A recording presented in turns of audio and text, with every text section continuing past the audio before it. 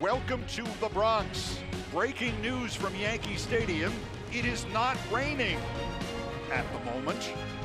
A man who might next year call himself the reigning Cy Young winner with very few wins. Jacob Degrom will start for the Mets against Louie Severino of the Yankees in what is not just a crosstown showdown, but also welcome to Monday Night Baseball on ESPN, presented by Taco Bell. A big game not just for the locals here, but also in the wild card standings as the Yankees continue to try to stave off the surging A's and Mariners, although the Mariners have been doing more surging recently and now are within 6 of the Yankees for the top wild card spot, and as you see, the A's are even closer. And good evening from Yankee Stadium, alongside Eduardo Perez and Tim Kirchin. I'm your vacation relief announcer, Keith Olbermann, and it is my pleasure to be joining these two gentlemen who are actually here every week. And we are seeing, Tim, perhaps the strangest great pitching matchup of our time. A guy who gets none of the runs and therefore none of the wins, and his team rarely wins, against a guy who gets all the runs and lots of wins, and maybe he hasn't pitched that well recently. Jacob Degrom is having a historic season, an unprecedented season when it comes to lack of run support. Guys, he's got 6 wins and a 1.77 ERA. He's on his way, at least, becoming the first player since 1900 to throw 200 innings in a season, have an ERA under 2, and win fewer than 10 games. And then, of course, there's Louie Severino, who's got 15 wins. He's been the Yankee ace all year, but in his last 5 starts, he has a 7.67 ERA, and that fastball, he's the hardest throwing starting pitcher in the league, but lately they've been pounding that fastball. They really have been pounding the fastball, and one of the biggest reasons isn't Aaron Judge, it's actually Giancarlo Stanton. He's been fantastic after establishing being a Yankee. And how did he do that? Well, he got the boos out of the way. The month of April struck out a lot. Everybody was wondering, who is this guy? We did not want a strikeout guy. Well, he's turned it around. The last 51 games, he's been dominant. Exit velocity skyrocketing. Giancarlo Stanton is the epicenter to their offense right now. Speaking as somebody who was born on the subway, I can tell you they all deserve it. All these out-of-towners all deserve it. Let's go to the studio and our host there, Gary Streisky. Gary?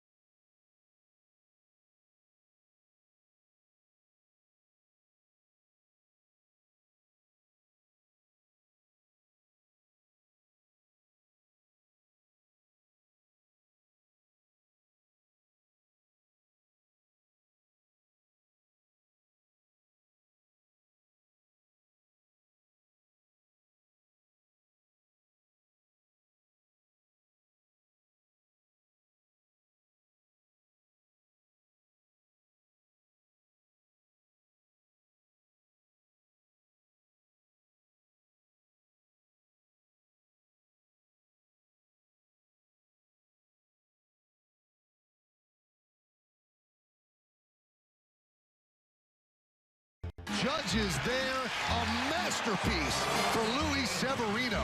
And he throws it to the backstop for ball 4, and the game is over. A walk-off single for Gleyber Torres. And the Cubs sweep all 4 here in New York.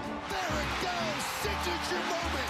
See ya. The most lopsided loss in the 57-year history of the New York Mets.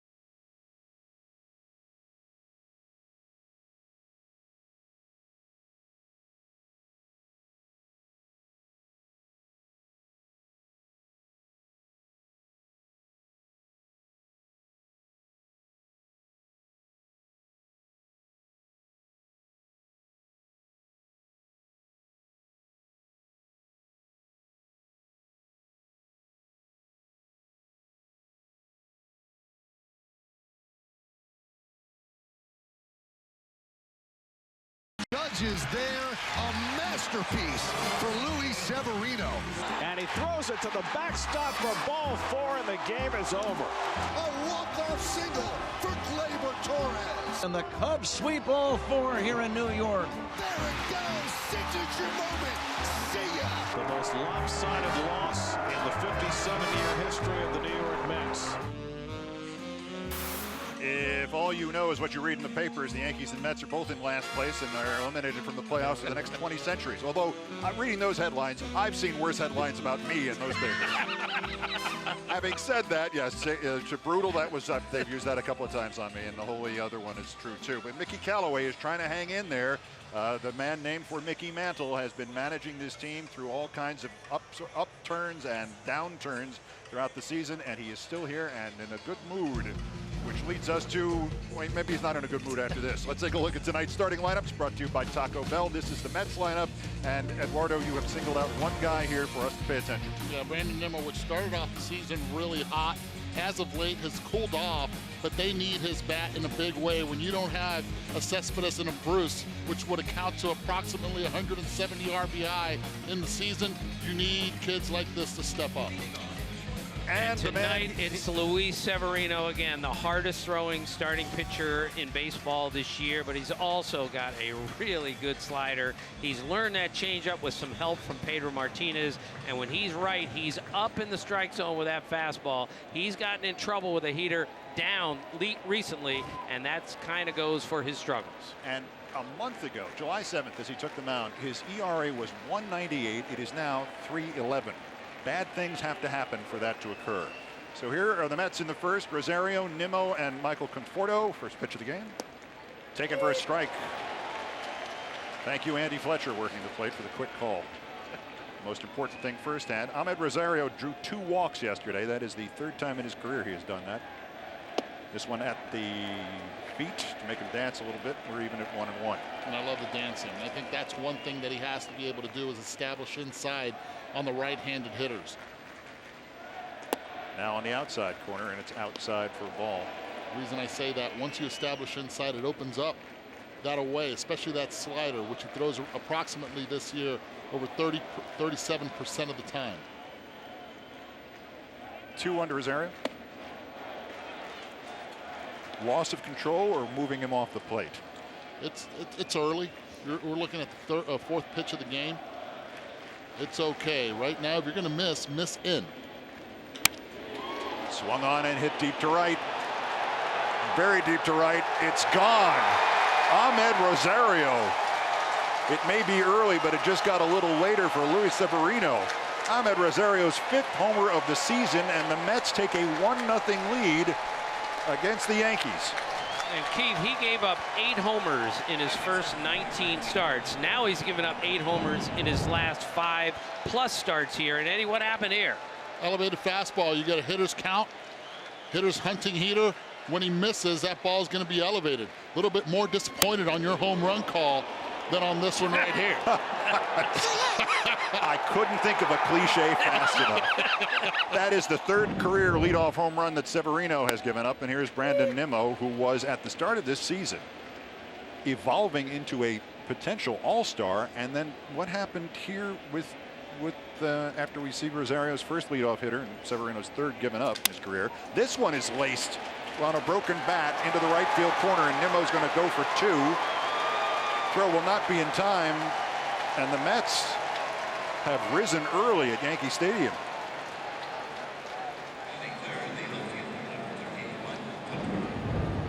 Talk about getting started quickly off the gate. Broken bat. Double. Nimmo getting out of the box in a hurry. Nothing Neil Walker can do there. Michael Conforto, the Met left fielder, left-handed batter, coming in with 15 homers on the year, and the veteran of the 2015 World Series, 2 home runs in the last optimistic postseason game the Mets played. Man at second and none out. First pitch is a strike. Jacob Degrom's already got a run to work with. The Not used to this. The floodgates open against the Reds. Now he's going to win out. What happens if he wins out? Then the whole story goes away and he becomes a happier guy. Severino out of the stretch, and now he's down 1-1. In that Reds game, he had a 5-0 lead, so it's the first time he pitched with a 5-run lead since the end of April. Now, this happens a lot to starting pitchers in the big leagues, not to him. I thought you were going to say it was the first time you'd ever pitched with a 5-run lead, and I would have believed you. Looks to second, and here's the pitch. Way outside. Is it still early? Very early. But if you look at it, so far he's thrown 2 sliders and a changeup, all for balls. Down and away to the righty. This time down and in to Conforto, and then the changeup away. Has to be able to throw that pitch for a strike in order for the rest to work. 2-1. Taken for a strike, 2-2. And he has to work for the Yankees to have a postseason chance. Yeah, we're looking 2 months ahead into the playoffs, but that's what the Yankees are doing right now, have been for a while. Jay Happ's going to help them. Lance Lynn's going to help them, but they can't get through the American League without him being the guy that he was, 14-2 for the first 19 starts. Well, who's starting the wild card game? That one in the dirt, we're full. And that is a great question, of course, because that's why you want to avoid the wild card game, not because you might get knocked out, but even if you stay in, you're short with your pitching as you move forward. And you only have the one choice. And if he has a bad day, it doesn't matter if you had Cy Young out there. Right, that's a matter for October. Right now is the question of getting out of the first inning for Mr. Severino. 3-2 pitch coming. Line foul. Eduardo, you were saying the other day that Severino, his other stuff is not allowing him to throw his fastball when he wants to. Is that what you were saying? Yeah, that's what I'm saying, and what I'm seeing right now so far, and it's still early. It's still very early. You see Larry Rothschild, he's checking him out also, but he has to be able to dominate with the off-speed pitch. And the previous pitch to that was a changeup. Conforto fouled it off. This time, fastball. They're not afraid of getting jammed. We saw Nimmo hitting that double. off the fastball inside. Right here, Conforto already fouled the changeup off, and now a fastball. Let's see if he goes to the slider down and in. And the Mets are doing what the Yankees like to do. Run up that pitch count early. Here's the 8th pitch of the at-bat. Swing and miss. Beautifully executed pitch right there by Severino. He's going to need that slider to be effective. Previous, you look at the counts right here to Ahmed Rosario. Pitch up in the zone, fastball. Another fastball by Brandon Nimmo to get the double. They've really been hitting the fastball hard the last 5 starts. You see the difference between the previous 19 starts, and it's because how do you get there? How do you set up that pitch so you can locate it well for soft contact? Here's the cleanup man, Wilmer Flores.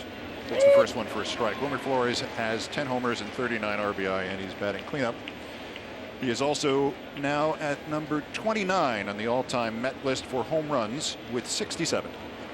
And who's number 31 all-time for the Yankees? Reggie Jackson, and number 29 is Joe Gordon, Hall of Famer. So that tells you the two franchises in a nutshell. No offense to any of the men we mentioned, but it just indicates not only how much longer the Yankees have been here, but how much more fluid and fungible Mets players have been to the Mets organization over the years. In any event, not really relevant as they're leading 1-0 over the Yankees. Mets fans are in heaven at the moment.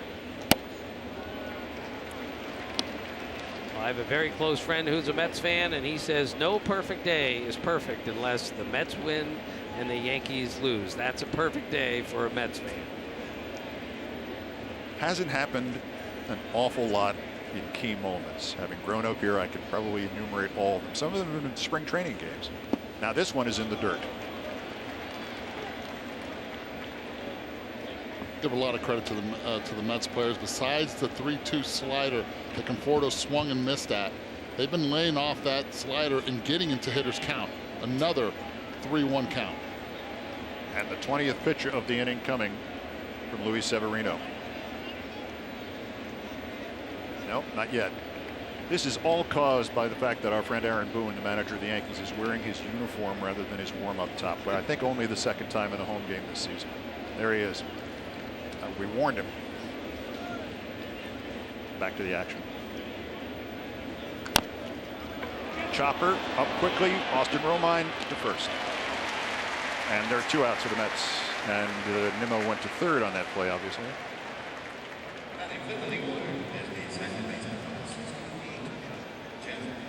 Here's something of an enigma who has stopped into the Mets lineup batting 5th. Jeff Mcneil, the left-handed hitting second baseman, was brought up in the last month. And Jeff Mcneil hit the cover off the ball in AAA and in AA this year after being so fringy a guy. There are 30 prospects and 41 depth guys in the Mets section in the Baseball America prospect manual. He's not among either list. And here he is batting 5th and playing second base for the Mets. First pitch coming from Severino. Right in there. And Mickey Callaway was telling us before the game that he moves the ball around. He hits it to the opposite field, and so many guys with the Mets get in this, this bad kind of spot where the swing is always the same. They're always hitting to the same area. At least he's been moving it around since he got to the big leagues. Chopped at the plate. Good at bats for the most part. Being here, I see a lot of Mets games. Well, they're making them work, and that's the key. 22 pitches so far this one with Brandon Nimmo at third base. I always say Nemo. I think that's the Spanish in me, but it's Nimmo. It's not the fish. I get it. Or you're an animated fish movie fan. That's all right. You can admit that. Mine. I'm admitting I'm an amateur fill-in announcer here. All right, here we go. 0-2. And in the dirt. Check to third. No swing. Last Diaz at third base. Good call, and Severino relying heavily on that slider. Talked about how the fastball is being hit lately. He does not want to make a mistake ahead in the count. So we're set again at 1-2. Mcneil, who, as we said, showed power in the minors for the first time this season, but has also been a spray hitter. Sprays this one into center field, and that's another run for the Mets. They're leading 2-0. Single Jeff Mcneil, 5th RBI of the season. Huge right there with 2 strikes off a prolific strikeout guy, and Louie Severino makes the mistake of leaving it up in the zone. What's this called? Going with the pitch? Was this what we used to call this? A little slider there. It stays up. Shortens up. Chokes up on the bat with 2 strikes. Not trying to do so much, and it's a big 2-out RBI. And the Mets still batting, obviously, here in the bottom or top of the first with Todd Frazier, who's missed much of this season due to injuries. The ex-Yankee steps in, and he lashes one to third, and Duhar's up with it over to second base, and that's the side. Ahmed Rosario leads the game off with a homer, the first one of his career leadoff. The leadoff man of the Mets living up to the position. The Mets scored twice in the first, and in this Monday night matchup, the Mets are leading for Jacob Degrom. We'll see him after this.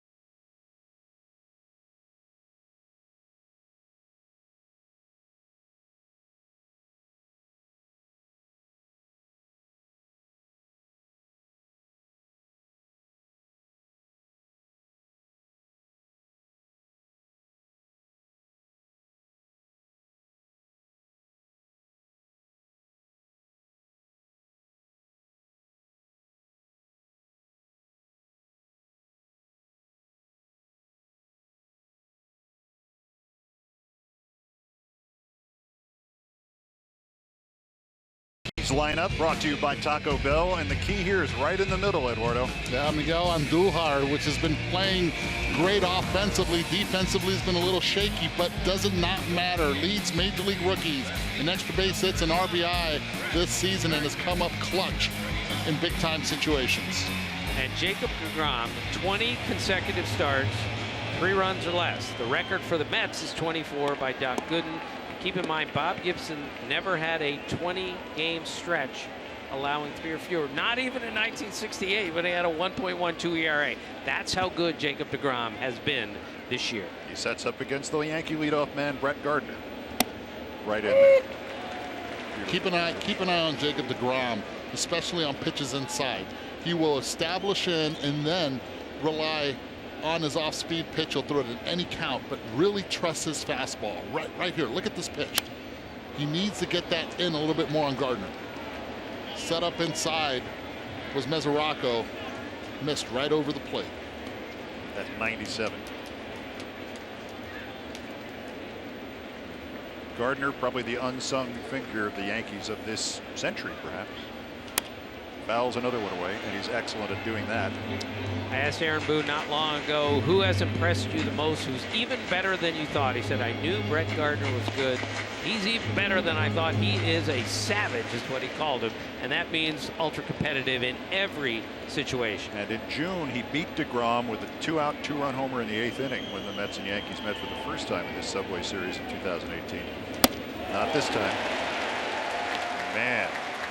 And you see the difference right here between Jacob Degrom and what Severino was doing.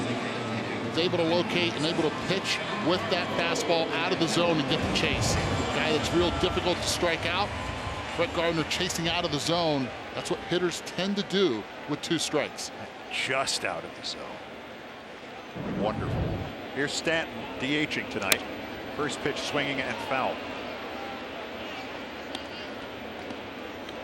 30 homers for Stanton, 9th Yankee to hit 30 homers in his first year with the team. Of course, Babe Ruth has a record 54 in his first year with the Yankees. 30's pretty good, though, for August 13th. And who was the last one to do it? Mark Teixeira, our pal. Ah, yes.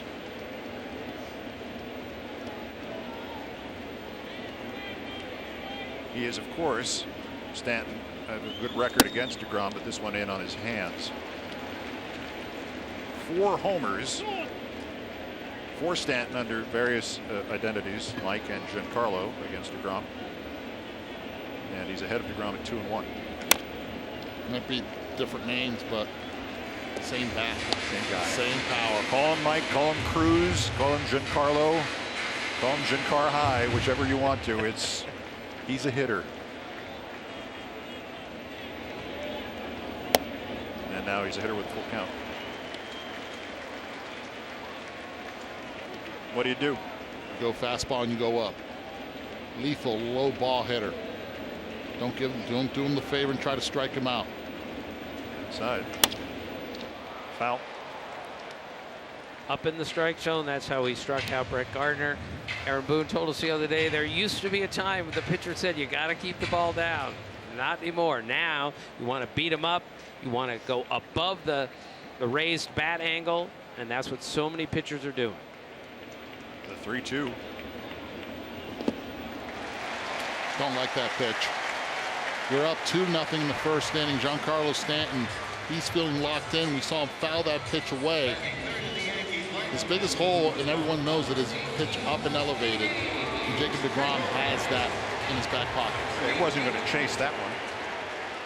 All right, here's Gregorius, the shortstop, and the only member of royalty in the Yankee lineup, Sir Didi, as we all know.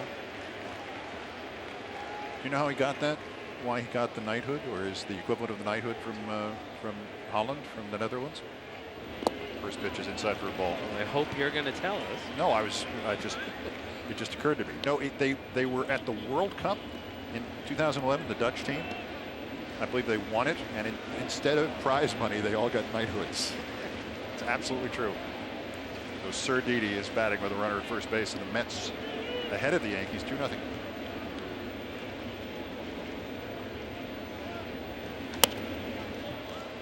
They scatter in the Yankee dugout.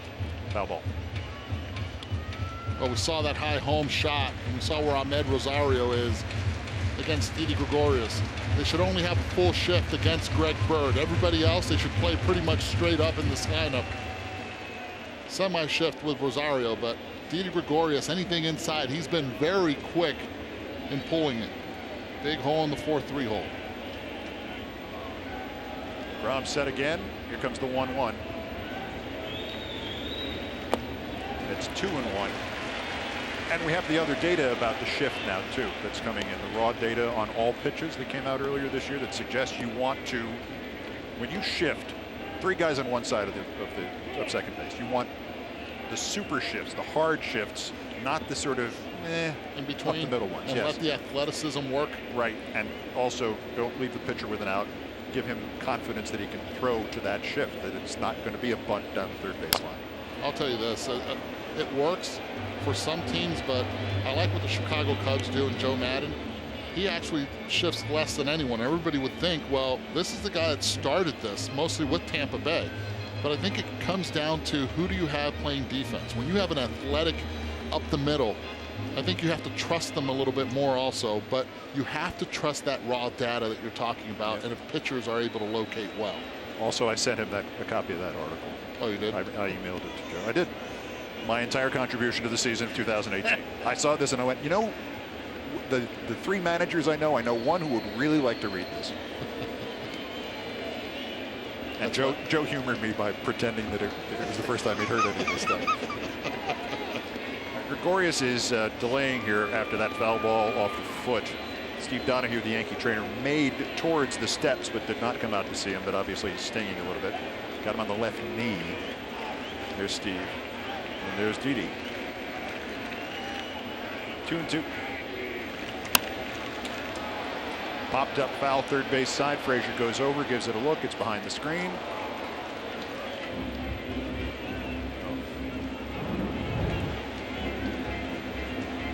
What does it feel like here? Oh, it hit him like, was it the knee or the toe? Yeah. And it just hurts. And I've hit myself. I've got a couple marks on my shin, and it still hurts to this day. And it doesn't go numb immediately like some people say, right? No. No. Spanish comes out before English. Swing and a miss. Degrom has his second strikeout.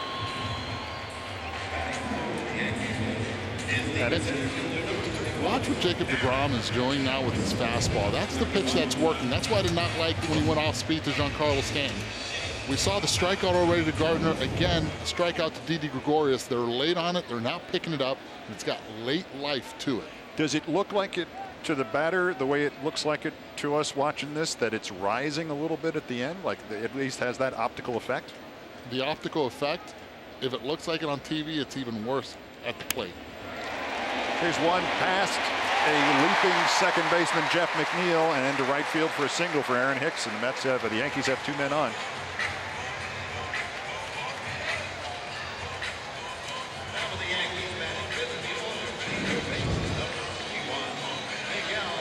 He was geared up for that fastball. Still got jammed. Perfect placement. Tim, you get to first base as a hitter, and you're saying in tomorrow's newspaper, that's a line drive. Bounced it off the wall, and I almost went for 2. Miguel Andujar, who did not make the opening day lineup for the Yankees, and is instead a candidate for Rookie of the Year at 293 with 17 homers and 56 RBI. Down 2-0, and the tying runs are on base in the first against possibly the best pitcher in the National League. Got it on the lower outside corner for a strike. And Keith, he's on a pace to get 70 extra base hits. Yankees with 70 extra base hits as young as him. It's DiMaggio, that's Mantle, that's Garrett. That's the company he's in, at least at this age. No, the bat has not been the question this year. The question has been the third basing and the handling of the third basing. This one's outside.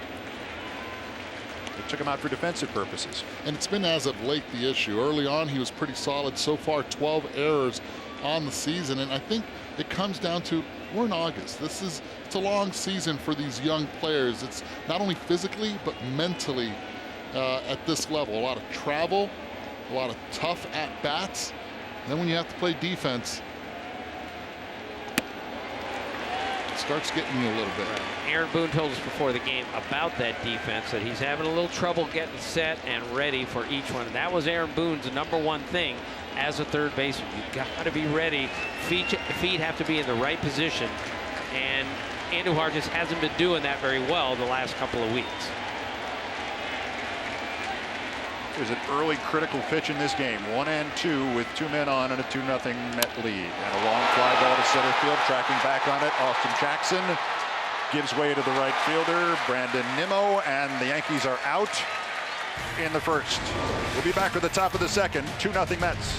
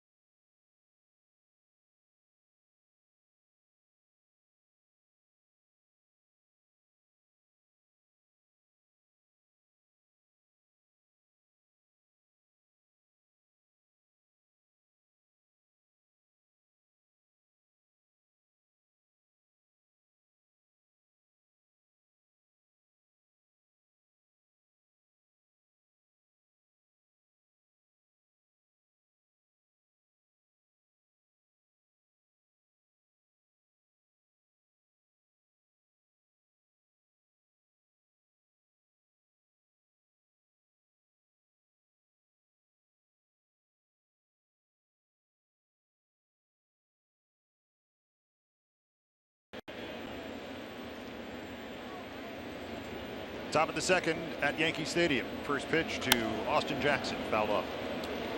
Keith, just to show you how my pathetic life as a baseball nerd goes, I was in San Francisco earlier this month, and the groundskeeper doesn't even say hello to me. He just shakes my hand and he says, "I have a trivia question for you. Who is the only player in the big leagues whose first and last name is that of a state capital?" So I have to disappear for at least 10 minutes until I get the answer to this. Albany, Cheyenne? Because I've been challenged. So or no, I just dreamt him. This is really important to me. No, okay? I know. And by so the way, the answer is Austin Jackson. Austin Jackson. And it's really sad that is really important to me that I can get that right. No, it's not. It's not sad. What did we spend the morning doing?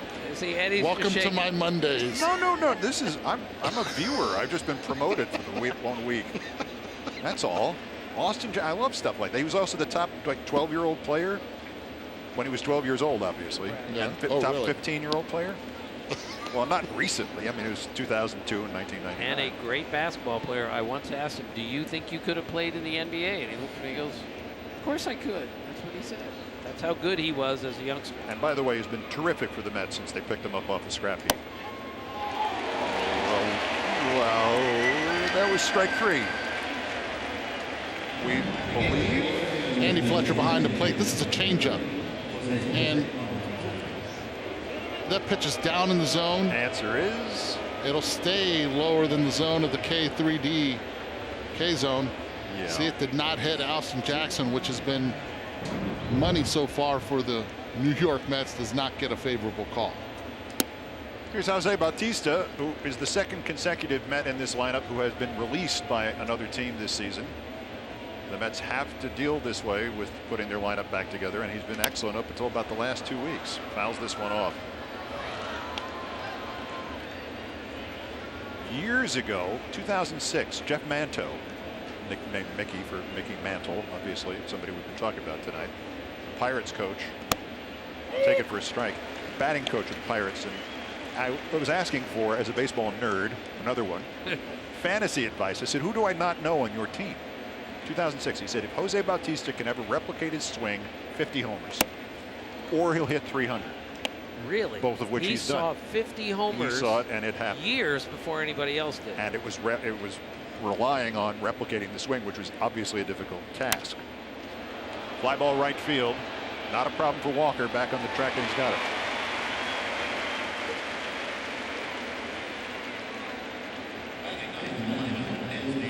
MLB.TV is now available at an even lower price for $49.99. Watch every out-of-market regular season game, plus get a free subscription to MLB At Bat Premium. Blackout and other restrictions apply. Visit MLB.TV to take advantage of this special offer. I live on that service. 2 out for Devin Mesoraco, the man obtained for Matt Harvey. That's Mr. Judge making an appearance on the left. Aaron Judge still on the disabled list. What, another 10 days away from his return, perhaps?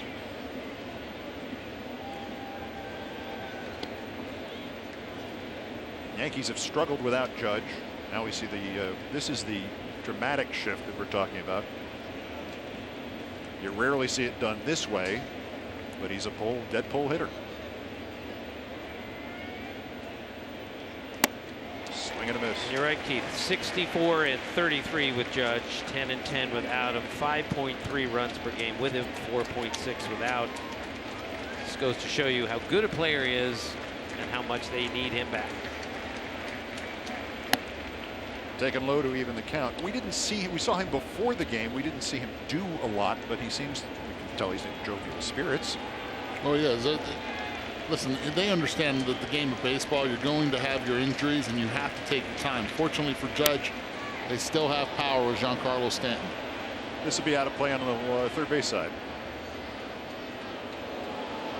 I remember last year in spring training, I asked Aaron Judge if he had ever met Giancarlo Stanton. He said no, but I'd love to meet him and talk to him, because as tall as we are and as big as we are, maybe we can relate. And all of a sudden, fast forward, conversation, I'll guarantee you this, that's not the first one and it won't be the last. Tipped, and we've got a catcher down. Talk about things hurting. I don't want to know where that got Austin Romine.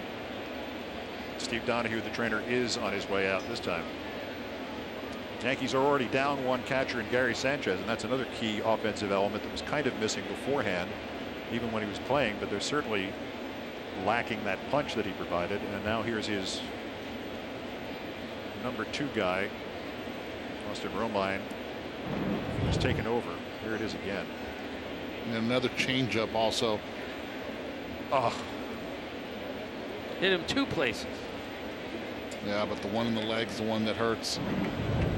Jeff Torborg once told me there has to be a reason why we're the only one facing the other way. There's another example. And wearing a mask so you can swear profusely without the crowd necessarily knowing about it. He's gutting it out. And Mesoraco has line one into center for a single. And another pitch with 2 strikes that Severino has left up with the slider. Follow the changeup with the slider right there, and Mesoraco is right back where it came from, up the middle.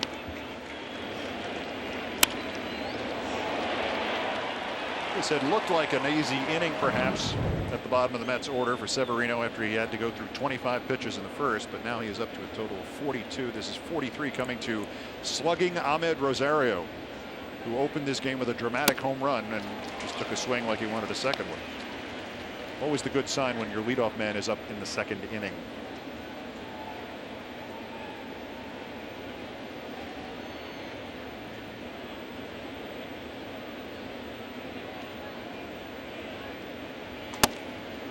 Good location. Beautiful pitch.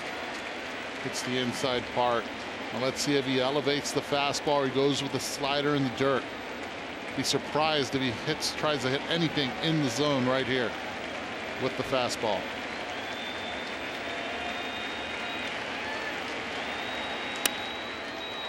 Flared behind second base, and it'll drop in front of Neil Walker. The runner will go to third base, and he did not get out of that inning cleanly. Ahmed Rosario, the star of the game to this point. A dramatic home run to lead things off, and then a flare dropped neatly in amidst the shift. Well, he forces Walker after the home run to play a little bit deeper in right field, and this one pitch was maybe a couple inches inside, brings him in, and Neil Walker, not a lot of experience in right field. Communication between the second baseman and right fielder here.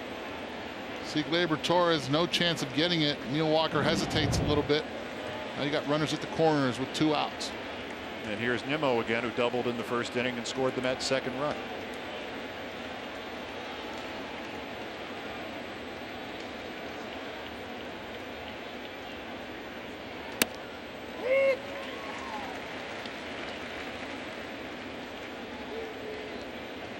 Brandon Nimmo, as of June, had struck out 32 times in 35 games, and since then it's been 84 times in 60 games. May have overemphasized his sudden power. As the runner breaks from first, throw down to the bag, and he's in there. Rosario has stolen second base and second and third for the Mets.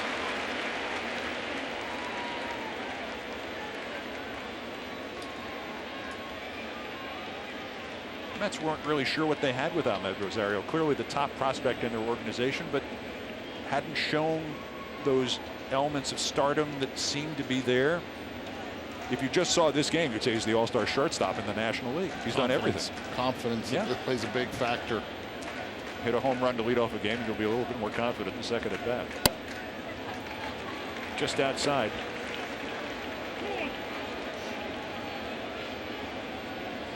The Mets and player development, if you want to study something that will confuse you, there's trigonometry and the Mets and player development. Here's Nimmo, who last year they were content to have as a pinch hitter and fourth outfielder. They really were praising the fact that he could come off the bench as a young player and be a productive pinch hitter. Then he comes up and becomes a very important leadoff guy, but with the run scoring troubles they're having, they have to move him down in the order to drive in a run every once in a while. Tonight he's hitting second. Struggled over the last 39 games, hitting 188, 21 walks, 52 strikeouts. Big opportunity here, runners at second and third. And Severino to 3 balls for the 11th time. Forgive me, for the 4th time out of 11, and now a walk for the first time out of 11.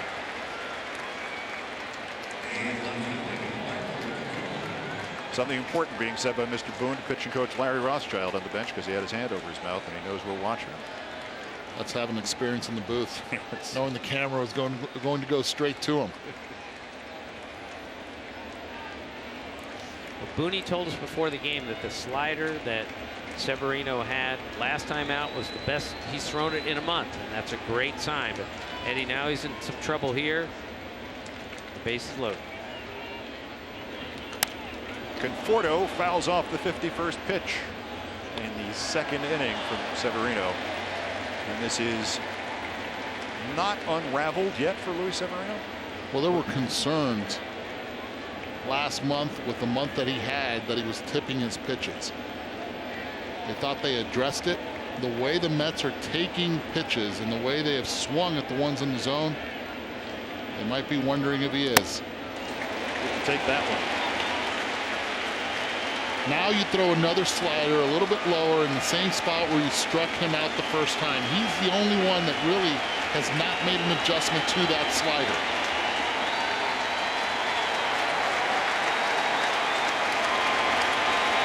Crowd up at 0-2. Struck out Conforto an inning ago to get partially out of that jam. Good pitch, better take. For those who say there is no such thing as a check swing, that was a check swing. That's how it's done. Stop it early.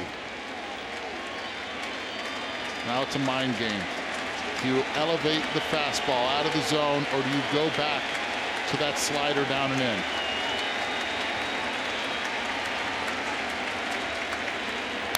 The latter, and fouled away.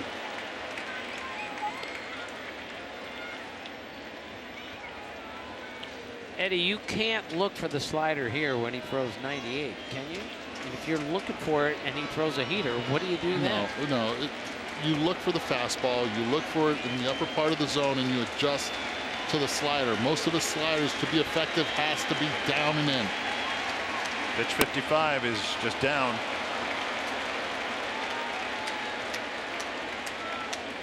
We're getting into the danger zone here. 30 pitches this inning, 25 in the first. It is humid but not particularly warm at the moment at Yankee Stadium. First time in a couple of months that's been true. But it's showing, the toil is showing on Severino. Now a swing and a miss and he's out. Worked his way out of it, but it's 56 pitches for Louie Severino. The Mets are still ahead of the Yankees 2-0. Jacob Degrom takes the hill again when we come back on Monday Night Baseball on ESPN.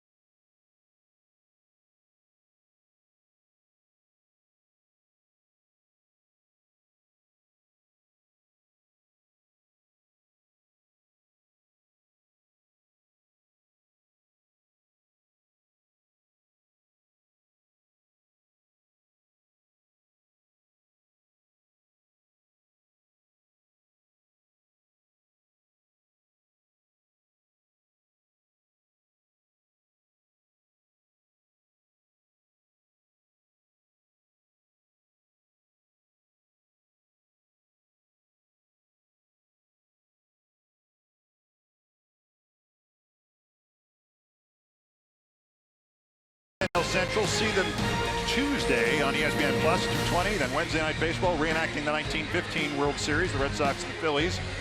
Evaldi and Velazquez. And then Sunday night, something special. Sunday Night Baseball is from Williamsport, Pennsylvania. Sunday Night Baseball presented by Taco Bell, the Mets and the Phillies. And it is the Little League Extravaganza. What a beautiful event this was last year as we start the bottom of the second. And they're doing it again. You saw some of the players in this game as they appeared just a few years ago. And I did that event last year, Keith. It was tremendous. It was mostly tremendous because the Pirates and the Cardinals engaged with those kids. It was tremendous. And I spoke to a bunch of Mets today about it, and they're really looking forward to Sunday in Williamsport. Well, it does put them in the odd position. I think it's 5 cities in 10 days, something like that. Foul away by Greg Bird, the left-handed hitting first baseman, leading against Degrom here in the second inning of the 2-0 Met lead. I know this kid right here is going to love it. The most valuable player, and it's 20 years ago next month that his team was trotted out onto the field here at Yankee Stadium, and they all, after they won the Little League World Series. So we're going to miss him. Bird is gone. Let's go quickly to the studio for our first update of the night. Gary Straisky. Gary?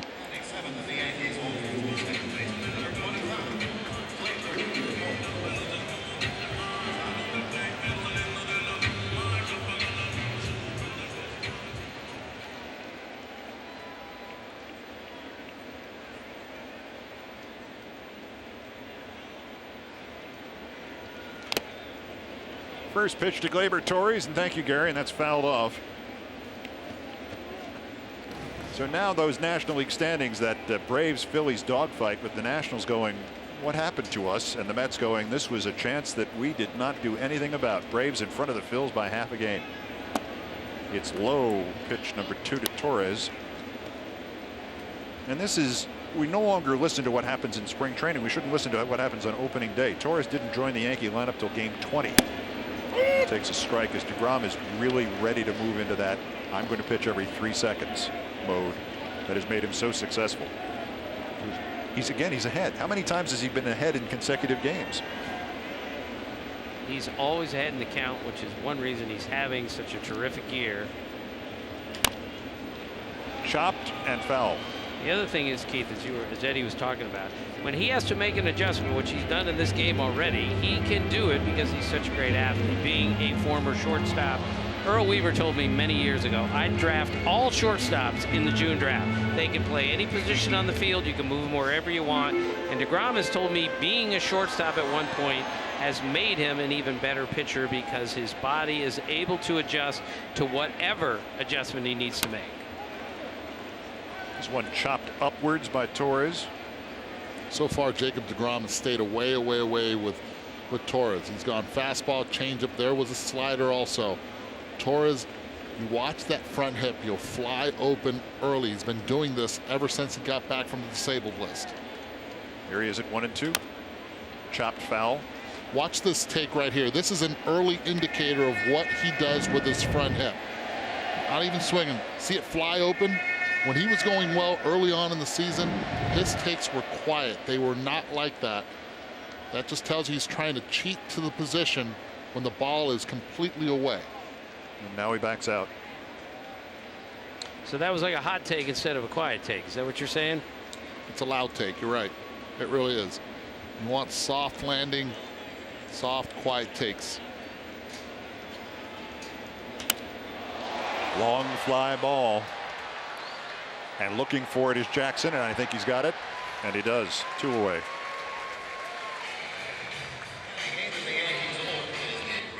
So now we're to an ex-Met, Neil Walker, who is playing in right field, finds himself in the outfield for the first time since the 2010 minor league season, and has acquitted himself reasonably well, adequately in that position. Probably broke back on that ball. I'm not sure if he would have caught it anyway, but just goes to show you can take a good athlete and put him somewhere on the field and he can get through, but eventually the ball is going to find you one way or another. There is another first pitch strike. That's 7 out of the 8 batters that Degrom has faced. He's gotten the first one in for a strike. And you don't need to know other stats like wins, like pitchers wins when it's a number like that. Here's a second pitch. And this one's fouled off, and all of a sudden it's 0-2. We're going to start on pitchers wins. Whenever you're ready, Keith. Pitchers team wins. Those matter. Pitchers' individual wins, I don't know. It's always been a flawed stat. Walker, he did the same thing he did to Gardner. Up. And that's it for the Yankees in the second. Jacob Degrom is through the batting order, or 8 of the 9 guys anyway.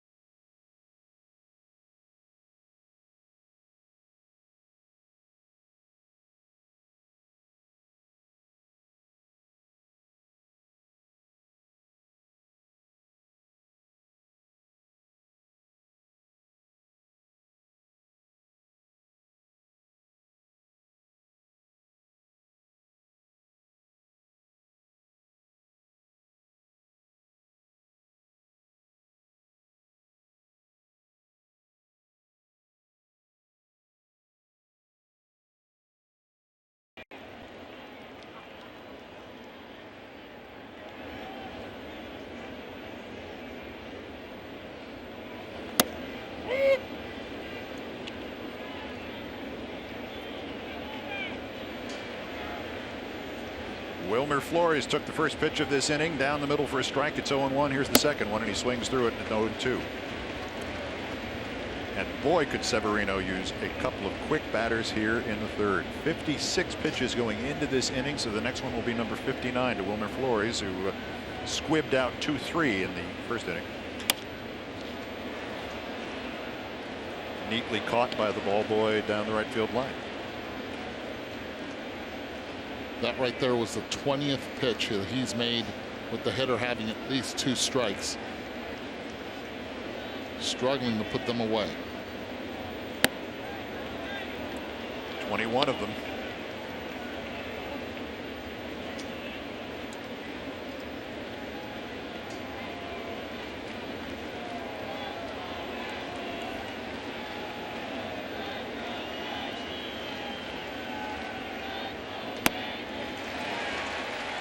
Mr. Flores just did him a bit of a favor.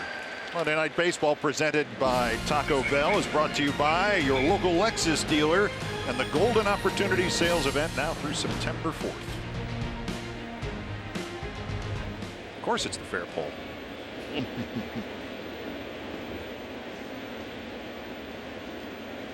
So that'll bring up Jeff McNeil, whose RBI single extended Jacob Degrom's wealth of riches to 2-0 in the first inning.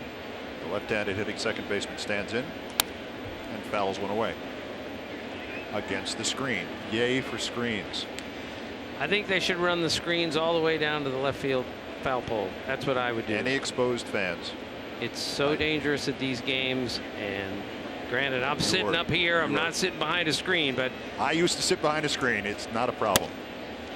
At Williamsport will be on Sunday. They run the screen all the way down, and you never worry in Williamsport whether a grandma or a grandpa or a little kid is going to get hit with a line drive, because everyone is protected and safe. Or your mom if she happens to be sitting there and there's a wild throw.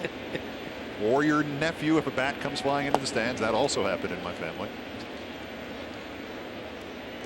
So Severino's extended a little bit as Mcneil takes him. We're 1-2.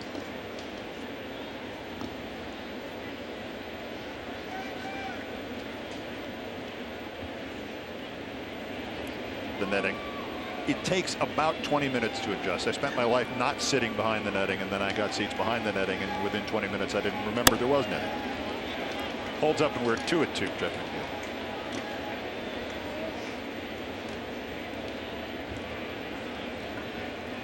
And people are doing things like wearing headsets and not doing the games while wearing headsets. We shouldn't criticize, we're all wearing headsets. But people are not paying attention. They're on their tablets, they're on their phones, they get hit by line drives, and there are more balls in the seats in that way. Hit hard. It used to be only foul balls. And then, of course, Chuck Knobloch could come back at any moment. You don't know this story. It was across the street in the old Yankee Stadium. Tried to throw the ball back to first base, and instead it got a little personal. He bounced it off the Yankee dugout and hit my mother. Really? Yeah. Ground ball second base should be easy picking for Torres, and it is, and we're 2 out. Yeah, why would I, as I said at the time, why would I make that up? But it hit your mother. There she is. Now she lost a filling about 3 months later and was back the next day because she was a gamer. And also she was in the front page and the back page of the New York Post and the New York Daily News for like 3 days. Best week of her life, handily, because it was a story about her and not me or my father or anybody else. About her. She loved it. Where were you when that happened? As the ball just, symbolically, the ball just went over our heads. Foul ball from Todd Frazier. I was working baseball in the studio for a network that shall not be named in Los Angeles and watching the array of games as Gary Streisky is back in our studio now. Frazier swings through it 0-2. And watching all the games and doing the cut-ins, doing the highlights for the game of the week. And I saw this and I went, yeah, that probably hit my mother, and everybody laughed. I went, no, I grew up in that ballpark, and that's where our seats are. And that's when we showed her coming up the stands, out of the stands. And we put it on exactly that way on the game of the week. Frazier drops one into the glove of the second baseman, Torres, and we're out. And there's much more to tell you about my late mother and that Chuck Knobloch throw.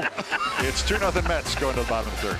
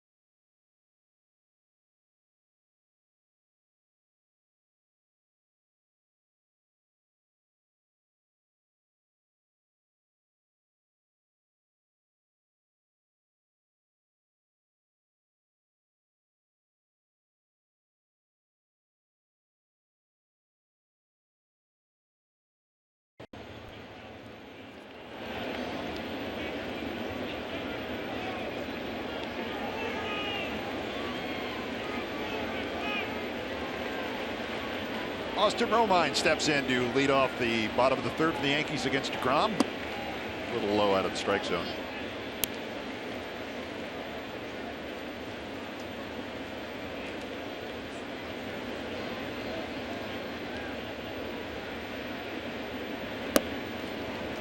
And another low.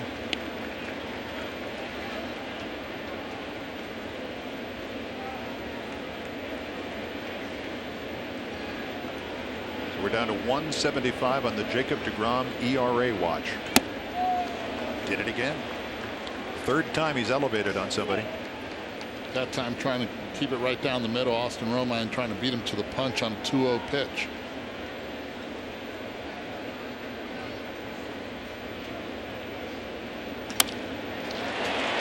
Laces it into right field. Let's check in with Gary Streisky in the studio for an update. Gary.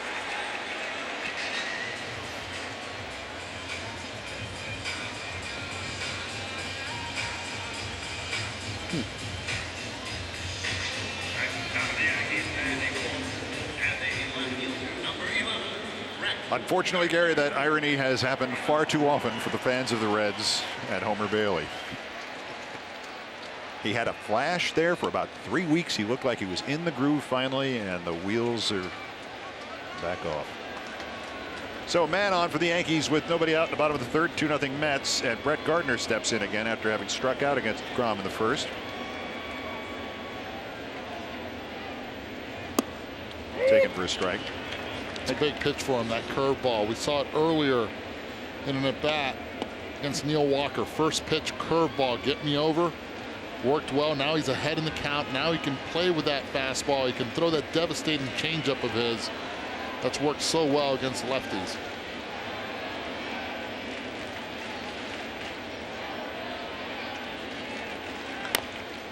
Ground ball foul. Ryan Zimmerman of the Nationals was telling me recently that the pitching is so dominant today, including Jacob Degrom, that more and more hitters are swinging at the first pitch, knowing this might be the best pitch of the at bat, and they're swinging more on 3-0, knowing I might get a fastball here. And this is how the hitting adjustments have had to be made, given the overpowering pitching they see on a daily basis. Degrom at 0-2 and having overpowered Gardner thus far. Outside. Can I tell you what Gardner did to my family? let go of a bat. Let go of a bat once, and it went into the stands. And just landed at the feet of my nephew Jake, who still has it as a souvenir. The first year of the new stadium. We're targets. I'm waiting for something to get me here during the game. Besides the critics. Romine breaks a little bit from first, but not far enough. And it's fouled off anyway. Degrom lucked out on that pitch. 1-2 right down the middle. Gardner knows he missed it. Mesoraco wanted that pitch elevated. One thing that Degrom is really good at is pitches down in the zone. See this one, missing location as Mesoraco was asking for it up. Let's see if he can execute on this pitch.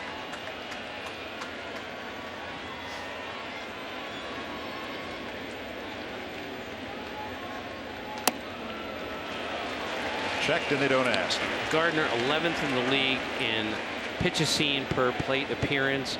Aaron Boone says, I swear, he wills a ball out of the strike zone sometimes. He sees it's coming, you know it's going to be a strike, and he wills it to be a ball. That's how good an eye this guy has had, and what a tough out he can be. The 10th pitch he will have seen from Degrom in 2 at-bats tonight. Just outside. It is said that Brett Gardner does not swing outside of the strike zone. Mr. Gardner will let you know when that's a strike, Mr. Umpire. Well, down 2. You have Giancarlo Stanton on deck. Not a fast runner at first, but a contact hitter at the plate. Already has struck out once against Degrom. 3-2 coming to Gardner. Romine at first. 2-0 Mets. 0-4. Let's take a look at how Giancarlo Stanton is built for baseball. Brought to you by T-Mobile. Eduardo. In April, beginning of the season, he had a wider stance. He was lower, and then the load would be different. We're talking about a player that's 6'6". All of a sudden, he was swinging the bat like he was 5'11". Now he's narrower stance, taller, can see and stay on top of the baseball like Andre Dawson used to do it. And this time, he attacks the baseball, a notorious low ball hitter. And he takes the first one for a ball. Walked in the first on a full count pitch in the dirt. And as we mentioned before, 4 times in his career, Stanton has homered off Degrom. If there's somebody that Degrom specifically worried about here, he is at the plate at the moment. 2 on, nobody out.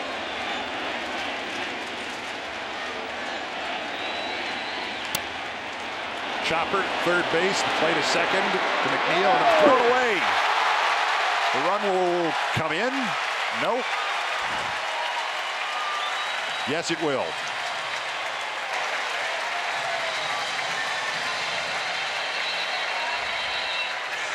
And Mickey Callaway was telling us before the game that Jeff McNeil needs to work on his footwork around the bag, but that was Brett Gardner coming in really hard at second.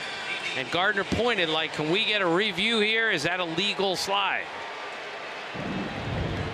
Well, let's judge that. First off, what happened? Well, Frazier gives him the throw, but what McNeil does, he never clears. Watch, he goes right towards Brett Gardner, and Gardner just slides through the to the bag. And it actually was McNeil getting in the way right there. And you see the frustration from Jacob Degrom. So the run scores on an error on the throw, and Stanton obviously goes to second on that same error. And now a squib just foul from Didi Gregorius. There's a bigger point here, though, Keith. When we've changed the slide rule now, the artistry of the second baseman and shortstop has gone away to some degree, and it's really a shame. Nobody was better than Ryne Sandberg at making that double play and getting out of the way. Ozzie Smith from shortstop side, and the second baseman's job here is to get out of the way and make it. Not really, Tim. And the reason is because baseball now, there's no contact at second base. So none of these players are taught. That's what I'm saying. The artistry is gone. Right. They don't have to be great at it anymore. But we've just illustrated the point. Nobody knows what they're supposed to do. It's all about offense right now, and the magic at second base from all the players that used to get out of the way. We talk about great second basemen. Brett Boone was phenomenal when I was with the Reds. You have Fernando Vina, guys that knew how to get out of the way, magicians that really were deceptive at second base. Now, you don't get taught that, and because of that, you're not bracing for impact. Here's an 0-2 to Gregorius with the tying run at second. Fly ball center field. A quick slip from Austin Jackson. Can he recover in time? He can. Look at the play again. First of all, the feed is way off the bag also. So you see Frazier, he knows he doesn't have to rush with Giancarlo Stanton. But right here, he doesn't even attempt to even brace for impact. And if you're going to miss low. The first baseman always anticipates the ball down in the dirt. Ball takes him that way. And Brett Gardner, yes, there's contact, but he was going to the bag. Yes, the foot came up a little bit, but still. Dustin Pedroia said it last year. This new rule change at second rewards guys who have bad footwork at second base, and that's not the original idea here. Again, Ryne Sandberg disappeared around the bag and still made the throw at second. You couldn't get him, and you couldn't get Ozzie Smith at shortstop because they worked on it every day. When Aaron Boone played second briefly, the first thing he said was, I got to learn how to protect myself and get out of there without getting killed and still make the throw to first. And there just is no longer the same emphasis there. Which team was the victim in the play that caused that rule to be changed? The Mets. Was it the Mets? Yes. Here's Aaron Hicks. A little irony. Flares one. Let's see if Stanton can make it. There'll be no throw. He's in, and the Yankees have tied it up. Aaron Hicks, 2 hits on the night, and is now a tie game against Degrom. 2-2. And it looks like the Mets scouting report against Aaron Hicks is not working. Both times, Jacob Degrom has executed on a pitch up and in, and both times Aaron Hicks has been able to get some wood on it. Not solid wood, but good enough to be 2 for 2 with 1 RBI.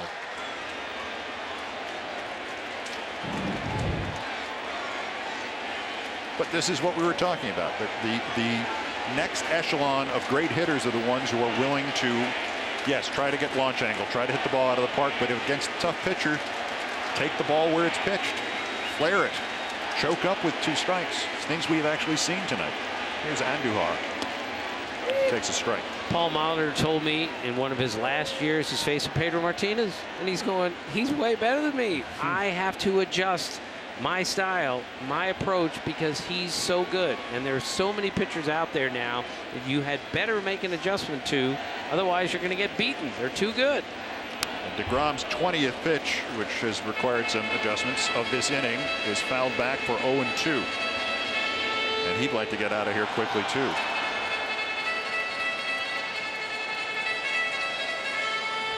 The ERA with a run here being earned is at 1.86. Please no wagering on the ERA from inning to inning. Here's the 0-2 to Andujar. And this is a fly ball popped up left side. Rosario, he's got it, side retired. So the Yankees tie it up. So much for the Mets and Degrom and the early lead. We'll be back with the 4th next.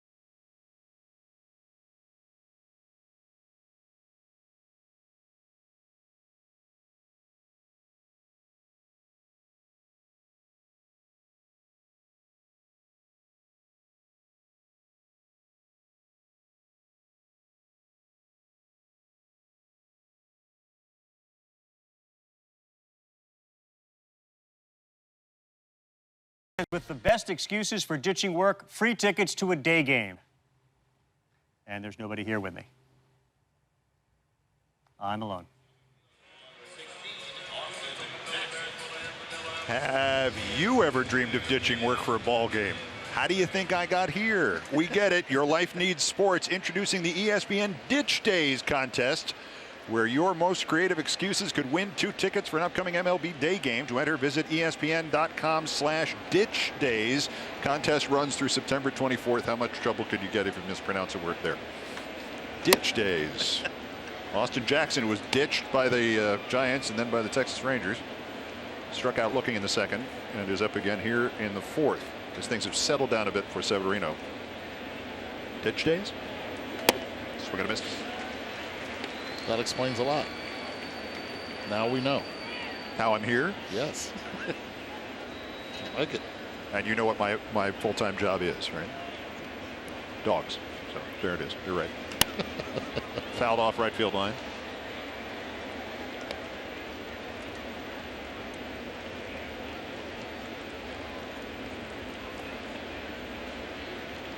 So 73 is not exactly where they would want to have Severino in the 4th inning, but it's a lot better than it looked after 2.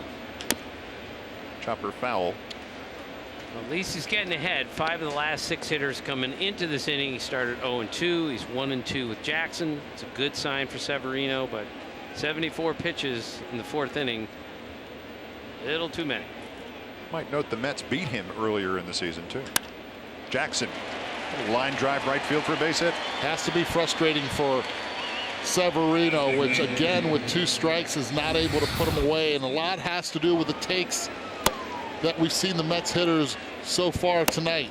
The good fastball takes, you see them right there, but also the sliders. They've been able to lay off pitches with 2 strikes that have been nasty on a lot of guys that they've chased. So far, the Mets have been able to lay off it and make Severino work to a total of 75 pitches so far.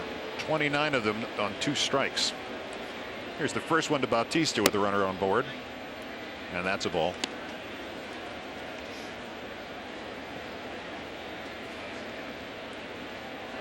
You look at those numbers and you go, well, why on earth has he been in the lineup? Until recently, he was getting on base up in the high 300s, his on base percentage, quick throw to first base. It really provided some offense when the Mets had almost nothing else going on. And then he stalled about 10 days ago, and so they have 10 homers this month, 3 of them hit by Jose Reyes. And if you have that in the pool, retire with your wealth. Jackson breaks, fakes, stays put, and we're at 2-0. The Mets are on a pace to hit 162 homers this year coming in.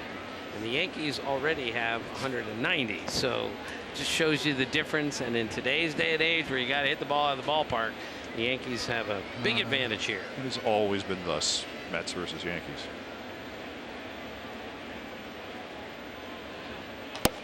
Swing through it by Bautista.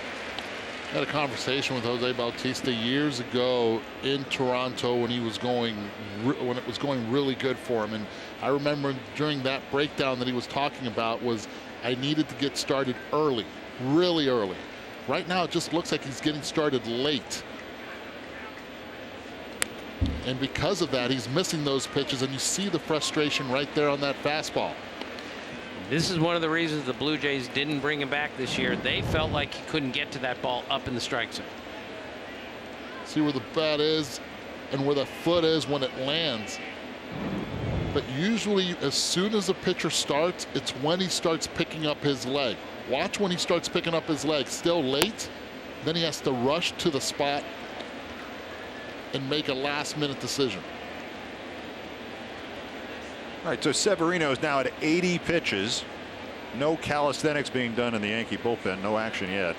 You got a runner at first and a full count in the 4th.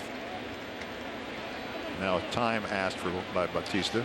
Eddie, we got a runner at first. He runs pretty well. 3-2 count early on. 2-2 4th inning and run here. You send him right now. There he goes. Long fly ball, deep right field. Back goes Walker. It's gone. Jose Bautista just snapped out of his doldrums of the last few weeks, and the Mets are back on front by 2 runs, 4-2. Jose Bautista did not miss that fastball, and the way he got to it was he laid off the slider. Did not chase it all during that at-bat with a slider, then gets a 3-2 fastball.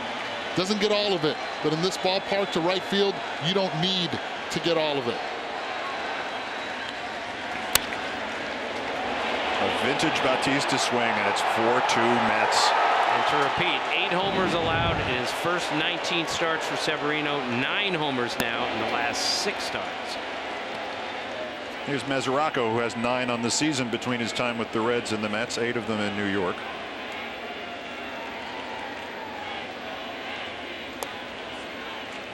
And the status of the Mets offensively, particularly with power, is that Mesoraco is currently 7th on this team in homers, and he could reach 4th by the end of the season.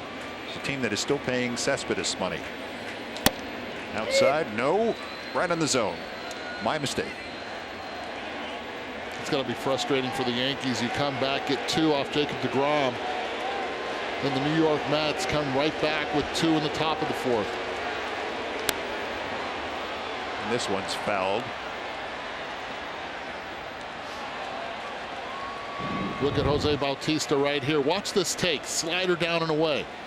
Nice take. Takes a step back. This time does not miss the fastball on the outside corner at 100 miles per hour.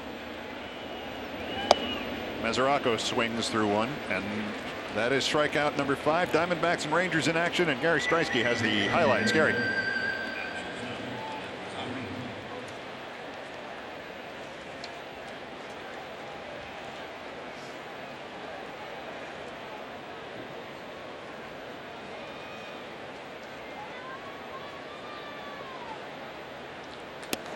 First pitch to our star of the night thus far, Amed Rosario, who, as we said, if you were just joining us, homered and changed the dynamic of the game, obviously, as the leadoff man, first one of his career in the first inning of Louie Severino, and has set him on this path where here in the fourth inning, the Yankees ace is at 87 pitches through that last one. And this one is skied to right field. Walker looks it into the stands.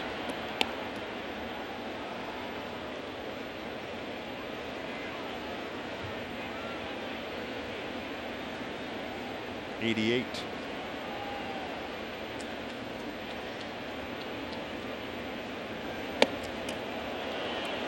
Moves him back a little bit.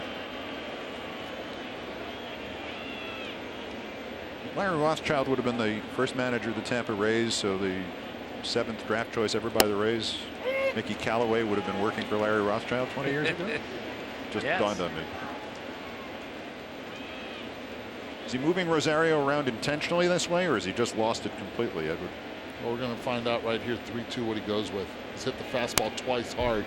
This time goes with the slider on 3-2. He's lost confidence on that fastball, and it's because he hasn't been able to locate it where he wants it. Especially on that 100-mile-per-hour pitch to Jose Bautista, which was just a bit outside. Good coverage. Another foul, and that was not sweat you saw coming off of the pitcher. That's a little hint of rain. The 8th pitch of the at-bat coming to Rosario. A homer, a single, stolen base so far, and another foul ball. And here's how we started once again. Amed Rosario had never hit a leadoff homer in his role as the Mets leadoff man. He has now. An exultant hand slap as he came by, so he'll have to issue an apology, what, by the 7th inning under the new rules of the game? Reaches out and laces one to right field, and Walker drifts back on it, retires. So we're 2 away. The MLB At-Bat mobile app brings every baseball moment to your favorite devices. Catch it all season with the free MLB TV Game of the Day, live radio broadcasts, in-game highlights, stats, news, and more. Download MLB At-Bat today. It's your #1 app for live baseball. Indeed it is. Satisfied customers speaking here.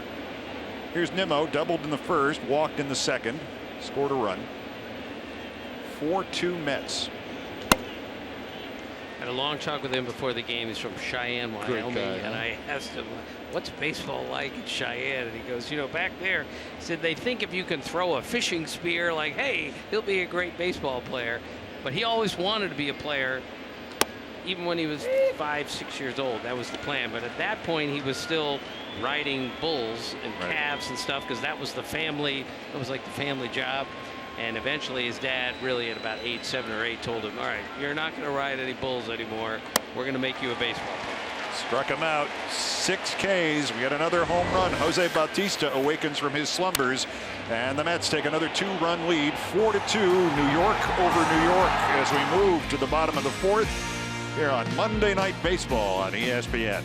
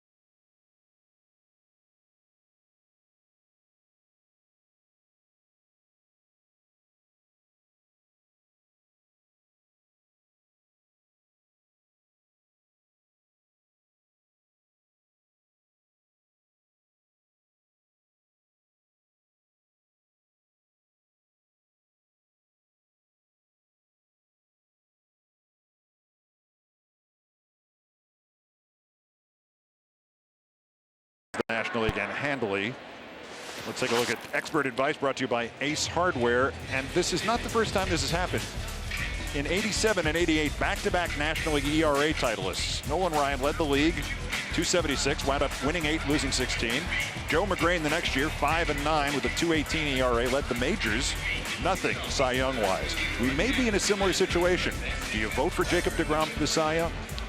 Well, I think he's right in the running. I think he's second to Max Scherzer, but Max Scherzer leads the league in wins. He leads in strikeouts, innings pitched, WHIP, and is third in ERA. So I would give the slight edge to Max Scherzer at this point. But if he ends up with a far better ERA and far fewer wins, he's going to win a lot of points if he has a significantly better ERA. Almost half a run. I agree. And pitching wins, individual wins don't count. They don't. You got 2 strikes on Greg Bird. They never, if you have to be a starting pitcher, you have to get 15 outs, and then your team has to hit for you and not blow the lead. But a relief pitcher can literally come in and not throw a pitch and get the same win. It's a vague stat. He just struck out Greg Bird. We'll resume this argument. Gary Streisky has highlights to interrupt us with. Gary?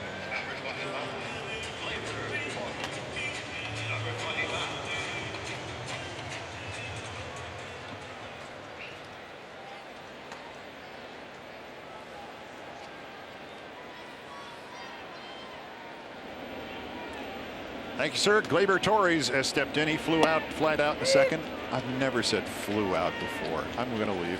I'm sorry. Go ahead. Take it. Is this fatigue? Is this fatigue already? Yeah, I'm not making it to the 5th inning. The win will go to somebody else. Great. John Sterling is just moments from here as we see. That's Chad Green, who saved Severino in the wild card game last year, is warm, and with the number of pitches thrown, that makes a lot of sense. But here's Degrom trying to get back into that groove. He gets another strike on the foul ball from Torres. Here's why the win, literally, as recently as I think the last one was 2009, was the left-hander reliever Alan Embry was with Colorado. Came in, picked the 3rd out off first base in a tie game, I think it was, and then the Rockies scored in the top of the inning. He never threw a pitch in the game. He got a win. That's the same as one of Jacob Degrom's wins? Keith, no one is disputing that wins can be very misleading. Strikeout number 6 for your 2018 Cy Young Award winner, Jacob Degrom. Look, in 1920, as Neil Walker comes back up, this is my favorite stat relative to the win. Jim Bagby of the Cleveland Indians, the world champion Cleveland Indians, 339 innings pitched, 338 hits allowed, 19th in the majors with an ERA of 2.89. Struck out 73 guys. And all he season. won. And he won 31 games. Now, that suggests to me that the correlation between pitching well and a win is vague and always has been, even before the role of the starting pitcher changed so drastically in the last 20 years. And Keith, you're absolutely right. Thank you. And things are changing. Yes. When Felix Hernandez won the Cy Young. And then the voting went backwards. 13 wins. Things have started to progress. And how did Chris Archer do in his season with few wins? Not as well. That's right. He finished 5th. I'm telling you, the voters have changed their thinking. And if Jacob Degrom ends up with an ERA 0.75 lower than Max Scherzer, I don't think it's going to matter what their wins are. He's going to win Cy Young if all things are equal. 0.50? Are we negotiating? We know what we're talking about. We're just negotiating the 0.50 or 0.75? Fouled off by Walker.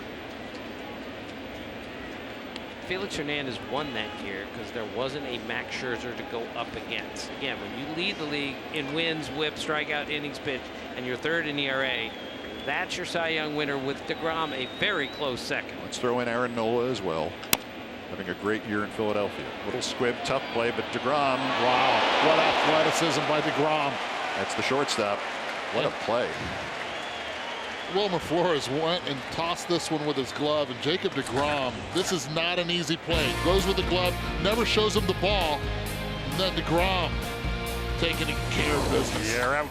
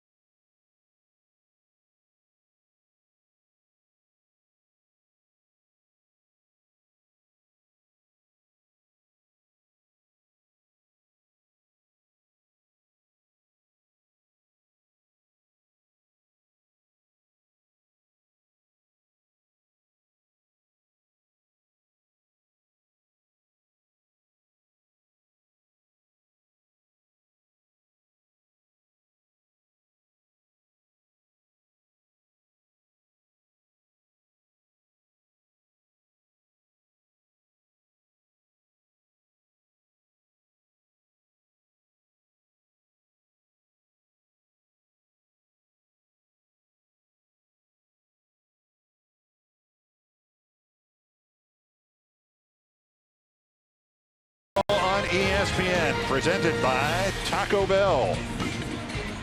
And weekdays on ESPN2 at 4 Eastern. Be sure to watch Intentional Talk, a fun 1-hour breakdown of baseball's hottest topics. They often actually do a breakdown dance with Chris Rose and Kevin Millar. And you can also watch it live on the ESPN app if you're at work, which Louie Severino is no longer at.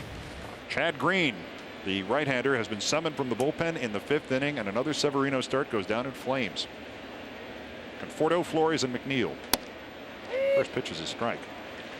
Not what the Yankees wanted, gentlemen. So at the end of June, had a 2.10 ERA. That was the 3rd best in the league. And since then, he's got a 6.43 ERA, which is the 4th worst. That's the difference with Severino. And Eddie, they're going to have to get this fixed if they're going to be great in October. I guarantee you it has a lot to do with location, but I think he's way deep in his head, maybe thinking about is he tipping or not. And the focus, once it leaves where to locate, that's where you get into trouble. Presumably that is the conversation between pitching coach Rothschild and manager Boone as we speak. Keith, if you don't know, Eduardo is the all-time expert at picking up pitchers who are tipping pitches. He can see it a mile away. It's unbelievable how good Eduardo is at that, and it's real though, right? Maybe as a half a mile away. But it's real. As a hitter, if you could see something and you know what's coming, that's a huge thing for you. It's a huge advantage, especially when guys are throwing 100 miles per hour these days. You look at it, and if a pitcher does something and wiggles the glove or holds the glove deeper, which I think is probably what Severino is doing with the slider compared to the fastball, and this is, you look at it from the hitter's perspective and you don't see much, but here when he comes up, sometimes he holds the fastball here and he'll hold the slider and change up deeper. And in a hitter's perspective, you probably see less glove, or you see the hand or the or the elbow tip, and if you do that, it's a big time advantage for a guy that has a devastating slider, as this guy is happy Severino's out of the game. Conforto, who struck out the first 2 times, singles back up the middle, and the Mets have something else going here in the 5th. Here's Wilmer Flores. So, did you identify whether or not he was tipping pitches? Well, you keep looking little by little, and I had looked at some previous games of his, and he did make an adjustment. Earlier on in the year, he played the Kansas City Royals, and you can tell when he set, he was higher on the fastball and he was lower on the off-speed pitch. He fixed that.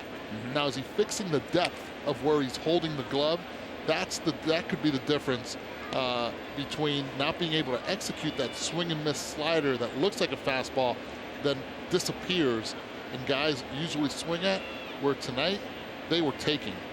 Look at the numbers, 98 pitches, 37 of them were with 2 strikes. Only had 5 strikeouts to go for it. Keith, here's how subtle it can be. Oral Hershiser told me he was tipping. His right index finger, which was out of his glove, would wiggle just a tiny bit on his breaking ball, and the hitters could see it. So he got a piece of leather, his glove company, to build a little piece of leather an annex over his finger, so if it did indeed wiggle, the hitter couldn't see it. Andujar grabs this one as the rain suddenly picked up here.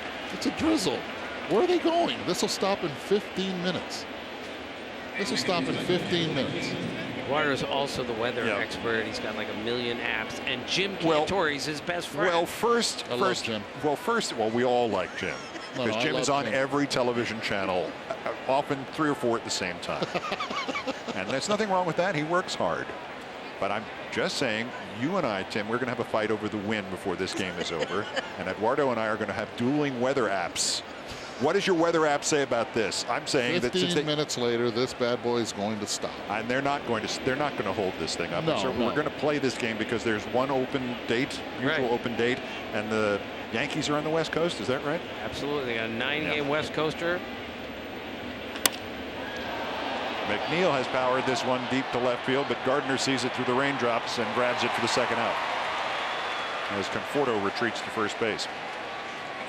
Yeah, gone are the days when we used to, when I was a kid, half empty, 2/3 empty, 7/8 empty Yankee Stadium across the street. We'd just sit there and take the rain, and we'd wear a hat and sit there and be glad that we were there. And then again, most of us paid less than $4 to get into the game. So it was. You gotta love her right there. She doesn't care. She's staying right there. Hair gets wet, no biggie. She probably has the app. As I said, the older fans, they don't have a problem with the rain. As long as they brought an umbrella. You can't bring an umbrella to a game. I went to a game and Comiskey covered a game in the 80s. It was Umbrella Day. The game got rained out. On Umbrella Day. You consider that irony? Yeah. The firehouse burned down. That's irony. I consider that planning. Getting rained out on Umbrella Day is irony. So people got the free umbrella, yeah, and then they readmission to another game. Yes. So they got a free game and a free umbrella. I believe the squall has passed. I believe the danger here, and compared to the rain of the last few months in this city, that was nothing. It's a called strike against Todd Frazier, who's 0 for 2. Yeah, well, if you don't bring an umbrella, bring a funny, festive rain gear hat. What is that? Is that a Toucan Sam hat? My mother had one of those, the clear ones. We tried to use those at games too. I learned a lot of swear words in that particular game. Runner breaks, throw to second base is not in time. Conforto has stolen against Chad Green and Austin Romine, and the Mets have another runner in scoring position with 2 out. Honorable mention goes to Austin Romine here. Digs it, backhands it, and still strong throw to second base. You're wondering right there if Conforto, watch when he pops up. He probably kept the tag on. Give him a lot of credit. Keeping the tag on the leg. Conforto pops up from the bag, and now the Yankees are going to challenge this to see if Conforto was off the bag. So here we go. Dial it up on speed dial. There's the replay. I think this might be reversed here. Watch when he hits the bag, pops up. He stays on it. Looks like the glove left the arm as the foot left the base simultaneously. Brett Gardner's pretty confident about it. He's already 15 feet away from the dugout. Give a lot of credit to Gleyber Torres right here. You usually see second baseman, any infielder pop up and show the glove, but that may be a low evidence decision. Do you have enough to overturn this based on the uncertainty?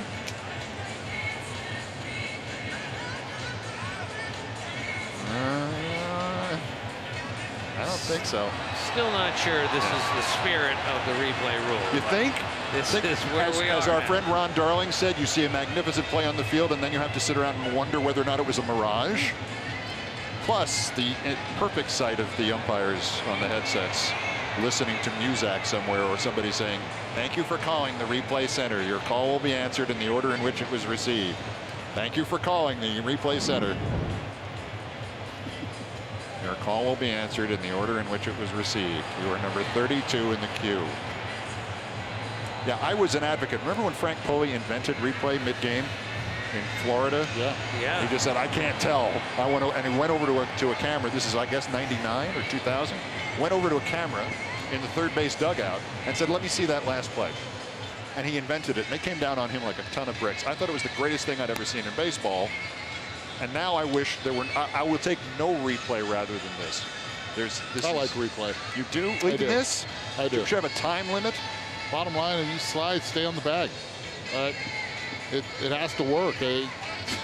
I understand what you say with the popping up or not. Just stay down. Bert Campaneris used to always say, "Stay down no matter what." Slide. Here's the call. Call him out. Called him out.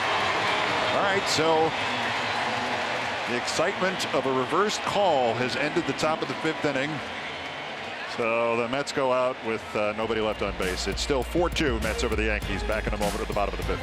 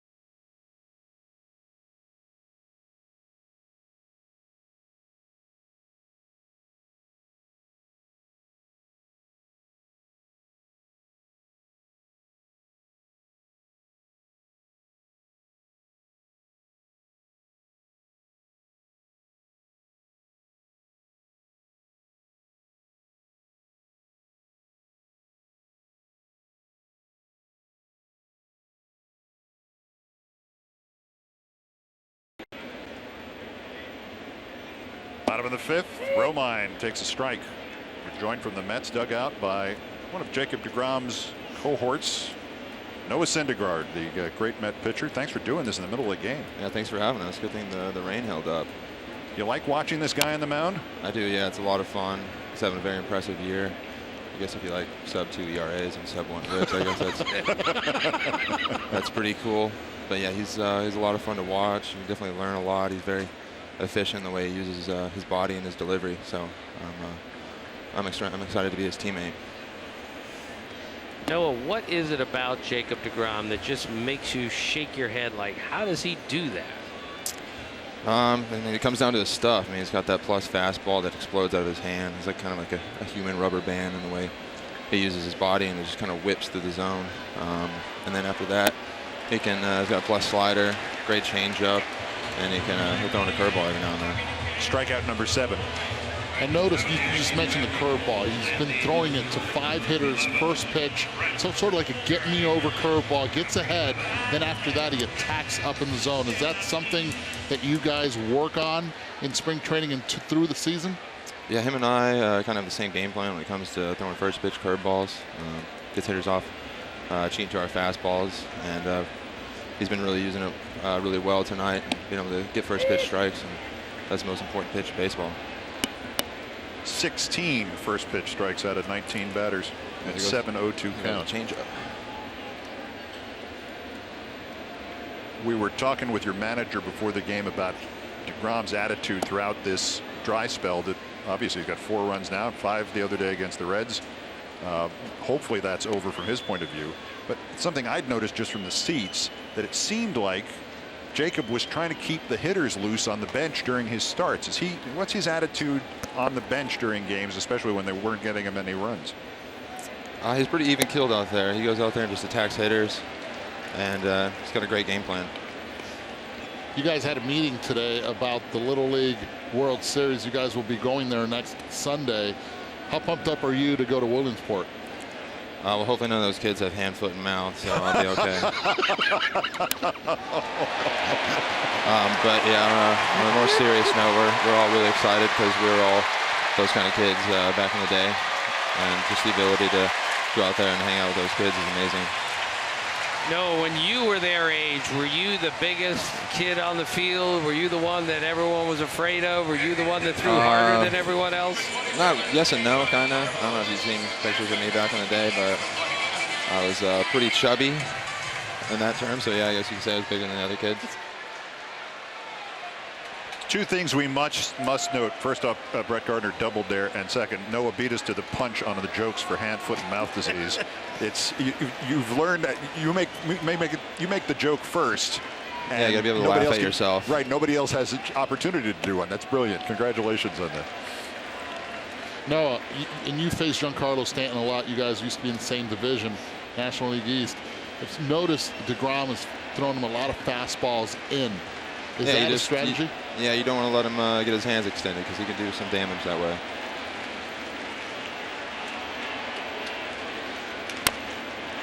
Chopper foul, 1-1. Okay, I'm going to bring you in as a pitching analyst right now. It's a 1-1 count. Oh, gosh. I can't expose my secrets. It's not your secrets. You're an analyst right now. What do you do right now with Giancarlo Stanton? I'm thinking 1-1 right now. Late in the game, runner on second base. He's trying to RBI opportunity or leave the yard. Probably hunting fastball, so I like a slider out of the zone or a changeup to his back foot. Let's see what Jake thinks here. Changeup. Very good. Now you miss with the changeup in. 2-1 count. What you got for me? I think he's going to attack him right here with a fastball in. Or slider away. Heck, even curveball. But what's awesome watching with Jake is his ability to throw anything at any given time. Slider away. Slider away. Now it's what you like. 2 strikes. You like to go for that strikeout. You got a strikeout hitter at the plate. I think he's going to go with the cheese inner part of the plate, a little elevated.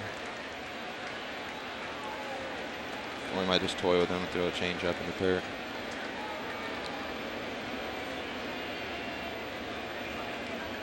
Third base coach is in my way. Ooh, what was that?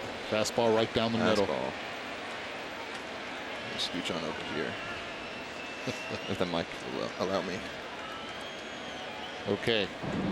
Got away with a fastball right down the middle. It's supposed to be outside corner, instead it leaked over. 2-2. What's coming, Noah? Change up. Slider. I don't know. You asked me too late. I need to think about it. Slider. Slider. Do you challenge him mano a mano here, 3-2?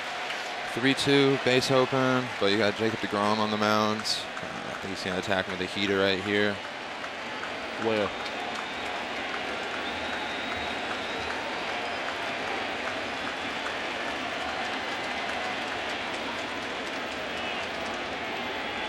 There you have it, folks. That's slider. 8 strikeouts. No, the play that Jacob made on the 3-1 earlier in the game, how athletic, well, let's watch this pitch first. Well, let's go back to... What are you guys watching, huh? Yeah, we're watching something you can't see here. 3-1. On the 3-1 from Flores to Degrom covering first. Neil Walker was... Yeah. Yep. How athletic is he? And do you marvel at the way he moves on the field, especially at his size? Yeah, he fills his position very well. He's extremely athletic. Something he takes a lot of pride in. It's just a lot of fun being able to watch him cover all facets of the game. Were you in shock when Jacob came in with the haircut? Did it put a little pressure on you to cut your hair? No, I wasn't shocked at all. And there's really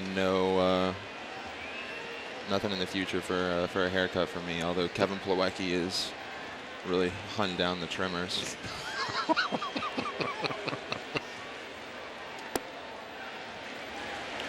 1-on-1 and 1-on-1 on Gregorius now with the 2 outs, and Gardner still at second.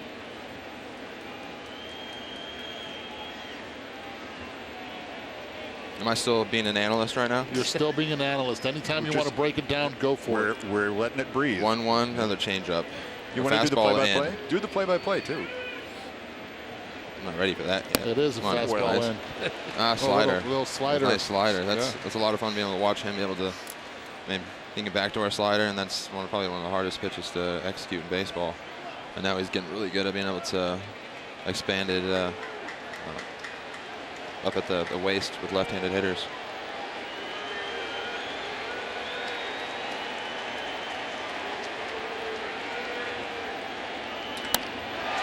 Flared into center field. Not going to get him, and it's 4-3. That's unfortunate. Well, you got to give Didi Gregorius credit right here. This pitch stays up, change up. See the rotation, outside, away, no plate at all, and Didi on top of it is able to hit it up the middle. Usually he rolls over when he's going bad, and when he's going good, that's exactly what he does, off the end of the bat. He's liking it. They're up to 20 pitches as Aaron Hicks stands in, who has singled twice off Jacob Degrom with the tying run at first base and 2 out in the 5th. Ooh. When is it, over here. When is it that you sort of just ditch whatever you thought you were going to do as a game plan? In Aaron Hicks's case, it was up and in both times. They've been trying to throw him there, and he's been able to get 2 hits out of it. Yeah, that's you just got to tip your hat to him. I saw where those 2 pitches were executed perfectly. He just was able to keep his hands inside and poke over the infielder's head. That was not a healthy head. No, and that was exactly where he wanted to go the first 2 times, and Hicks had beat him to it, yet he continues to challenge him up and in. What's the hardest pitch for you to throw? The most difficult one to execute? It depends on the day, honestly. Could be my changeup some days. I remember last time I was here, I was throwing changeups in the other box. I feel like I'm most efficient when I have my slider down. Able to locate my sinker both sides of the plate.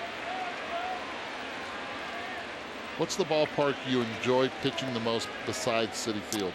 Besides Citi Field, I would have to say Dodger Stadium. Just the overall atmosphere, just kind of nostalgic for me too. First postseason game, a lot of fun to witness. Jake on the mound there.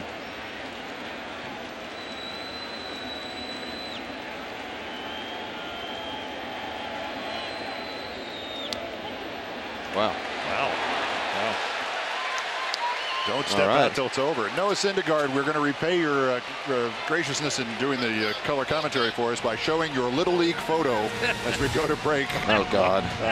Which one is it? It's the bad one. It's the chunky one. It's the bad one. The yearbook picture? It's the bad one. We'll just skip it as that. Thanks, Noah. Well, there's multiple bad ones. My childhood exactly. We'll be back in a minute.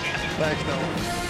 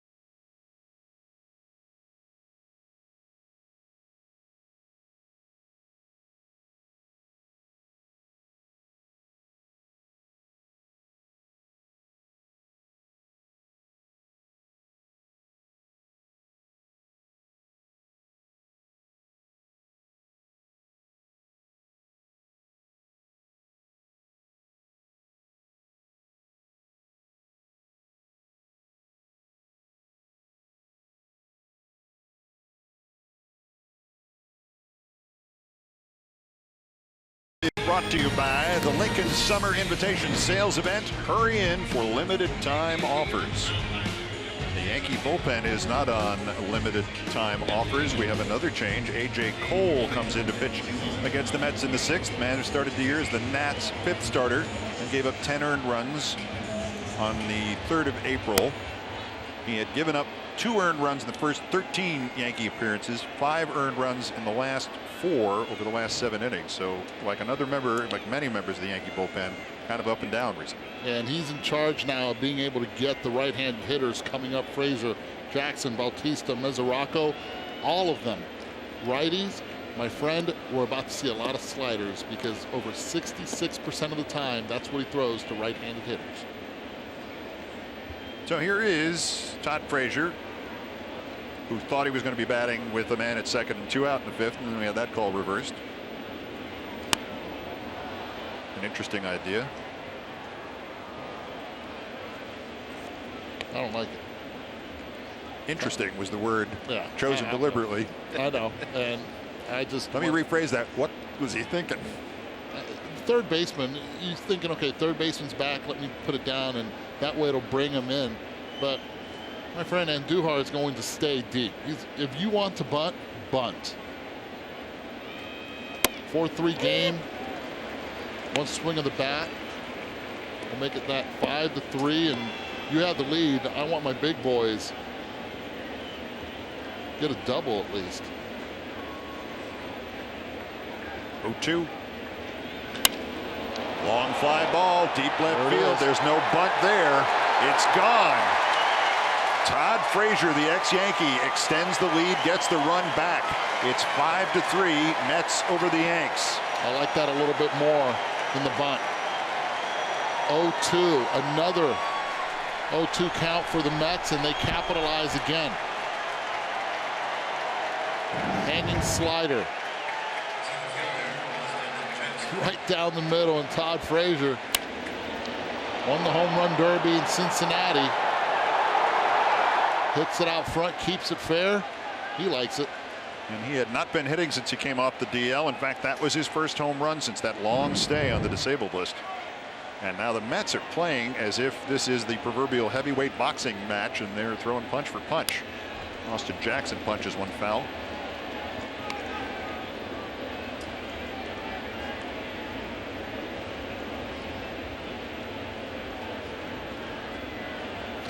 Todd Frazier is so excited about this Little League World Series thing because, of course, he played there. He's going to speak to the team about how important it is to engage with the kids.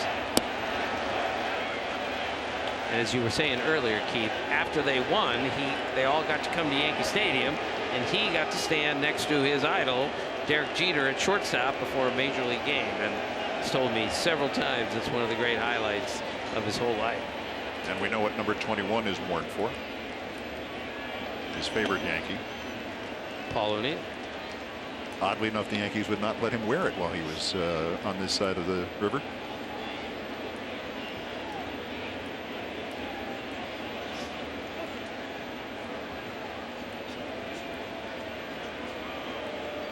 1-2 to Jackson. And in the dirt.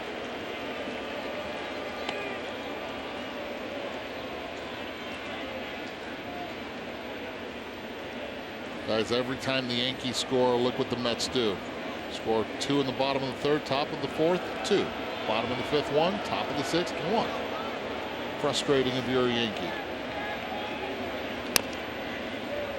And if you're a Met or a Met fan, and this is actually a dream, you'd like to stay asleep a little bit longer. This is what you wanted all year, and in fact, what they looked like during the first 12 games of this season when they went 11-1.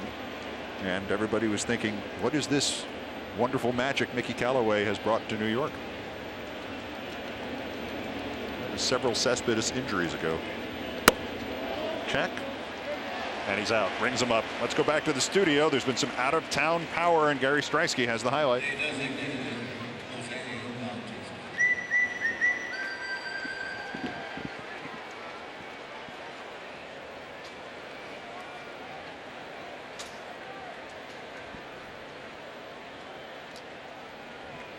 And we've had power here. Todd Frazier with the 3rd home run of the Mets night. And here's the gentleman who had the 2nd one, Jose Bautista, in the 4th inning that pretty much sealed Severino's fate.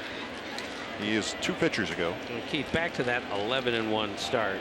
The worst winning percentage at the end of a season by any team that started out 11-1 was the 2002 Indians, who went 74-88 that year. So the Mets are going to try to avoid that distinction.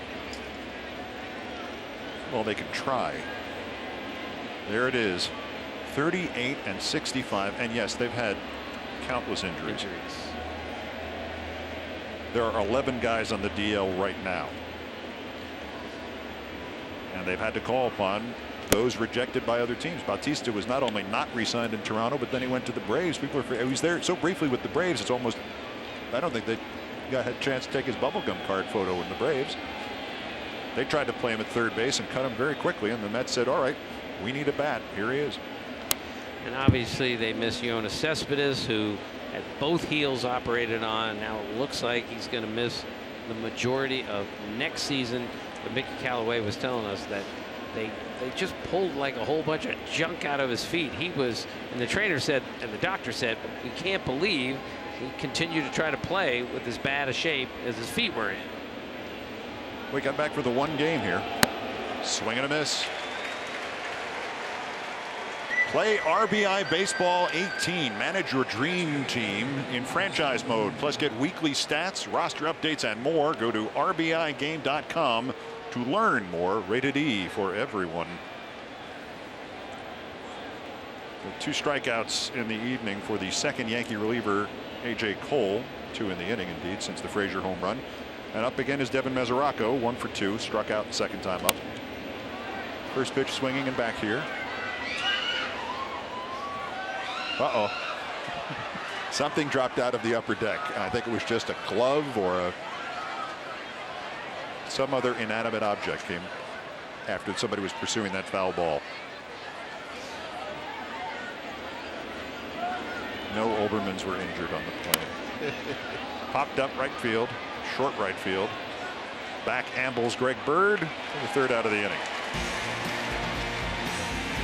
So the Mets get that run back and still have that 2-run lead. It's 5-3 moving to the bottom of the 6th at Yankee Stadium.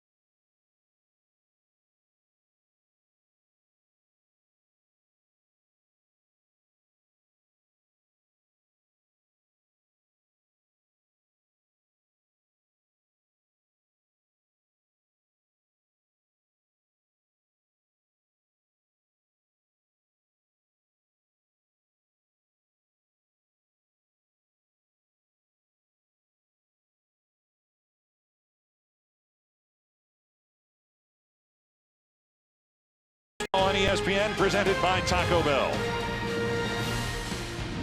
Quickly to the bottom of the 6th. Here's Jake Degrom with 9 strikeouts, facing on Duhar, and the first one is low. This has not been the best of Jacob Degrom's outings, but there have been elements of it that have been absolutely fearsome. And he has gotten himself out of a couple of jams. It's a pretty good sign when you may not have your very best stuff and you still got 9 strikeouts through 5 innings. In a rare 2-0 count for Jacob Degrom. Missed first pitch changeup, and this time on the slider. Just the second 2-0 count of the night. First one to Gardner. At 3-0. This would be a first.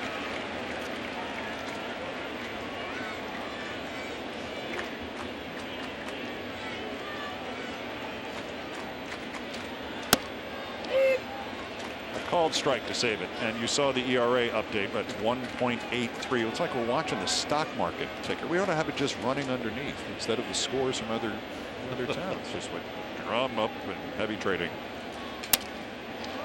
Broken bat, grounded to Rosario, double pumps, but he still gets him at first.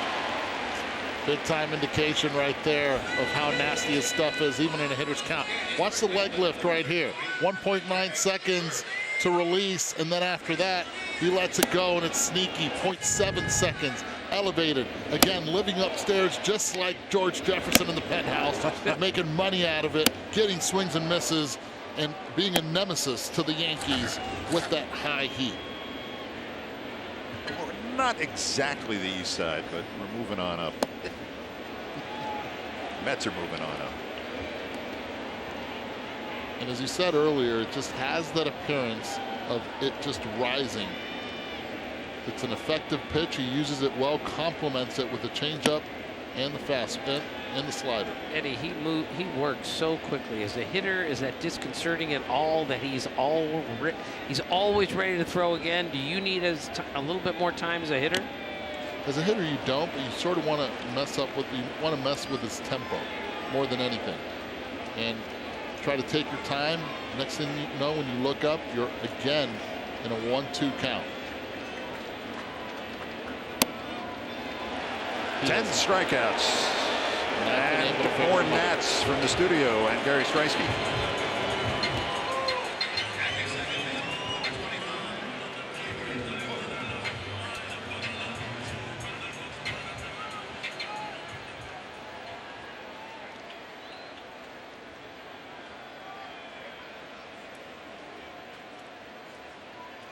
First Zimmerman, now Bryce Harper. Big night in Washington. Here's Gleyber Torres with 2 out in the 6th and 10 strikeouts for Jacob Degrom. You still not voting for him?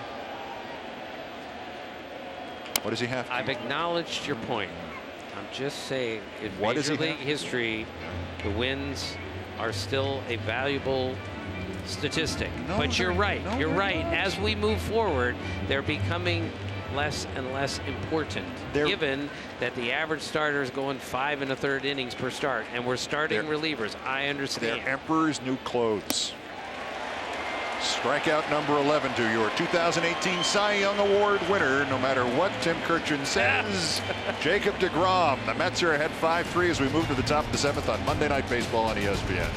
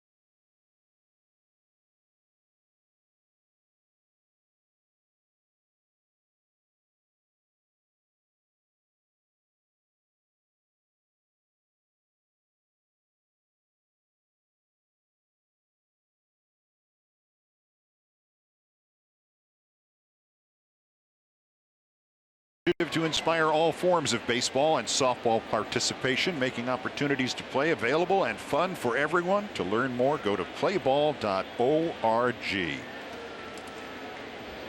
I'm sitting here resisting the temptation to say something about Ahmed Rosario's playing ball, setting the Mets, whatever up. Takes a strike, homered to lead this game off, then singled and stole a base in the 2nd, 2 for 3. And what is a great night for the Mets, but of course anytime you say it's a great night for the Mets, you are incurring the wrath of something that says, oh, let's see what we might have up your sleeve. Oh, it's a great night as long as Jacob Degrom stays on the mound. Exactly.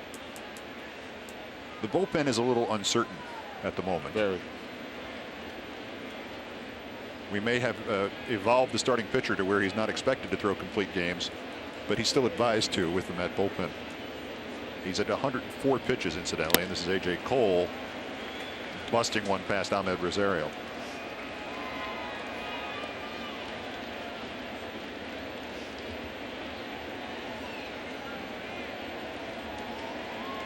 Only Sergio Romo and Victor Arano have more high percentage sliders against righties. There's another one. Back to the studio. Another update from Gary Streisky. Gary.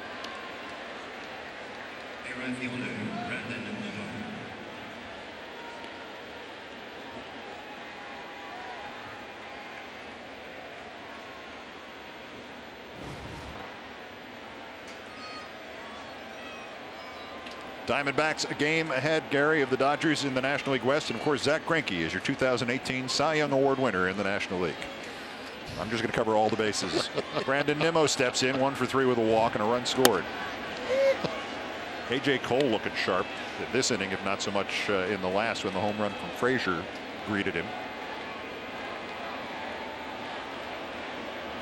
I see movement in the Mets bullpen, literally guys walking from one end to the other. Well, at 104 pitches, he'll probably go one more inning, and that'll be it for Degrom. That's just how it works today. That's Gazelman, but he may have just gone to get sunflower seeds.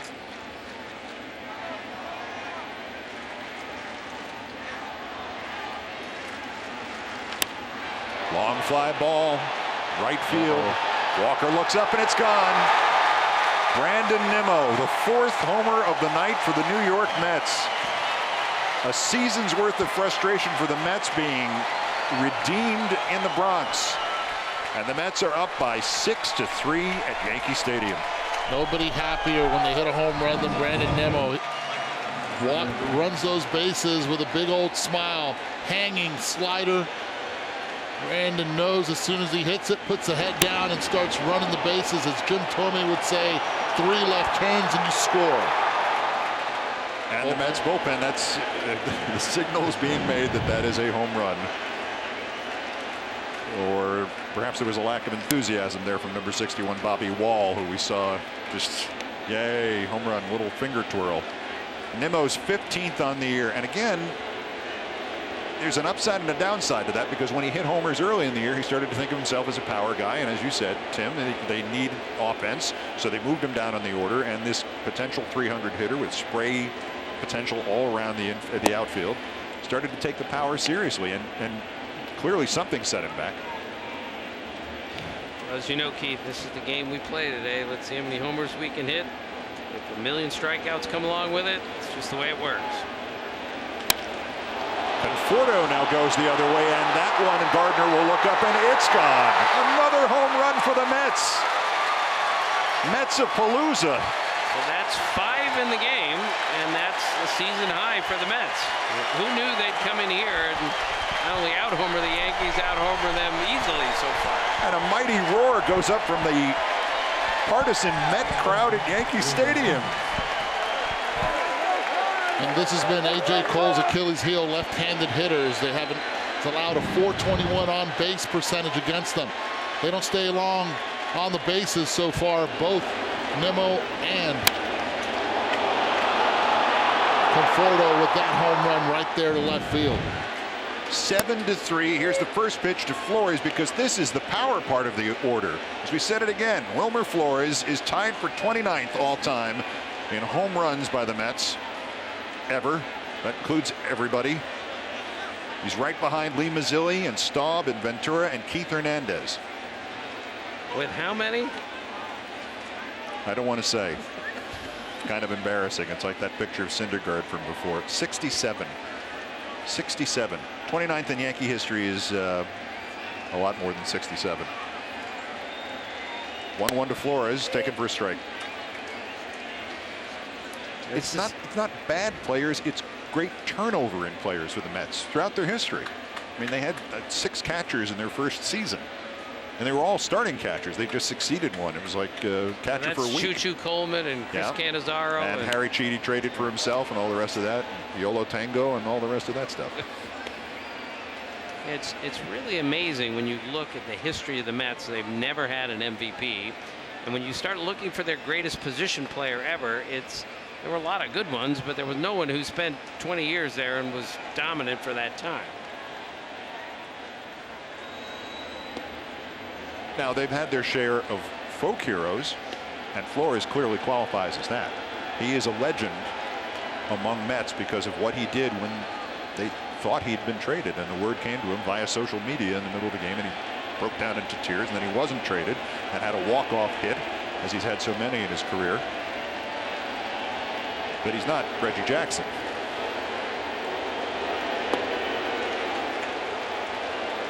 Full count.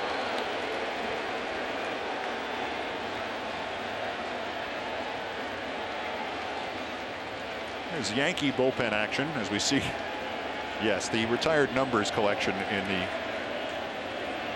outfield and left field in the bleachers at Yankee Stadium suggests a lot of good players over the years.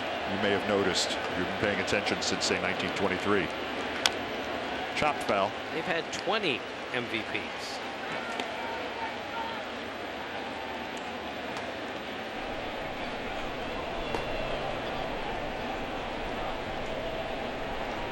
This is a return figure in the Yankee bullpen. George Contos, signed by them long ago and then traveled to San Francisco, then to Pittsburgh. Now back here as of today. We may be seeing him fairly soon. Ninth pitch of the at-bat coming to Flores as the wheels have come off again for A.J. Cole.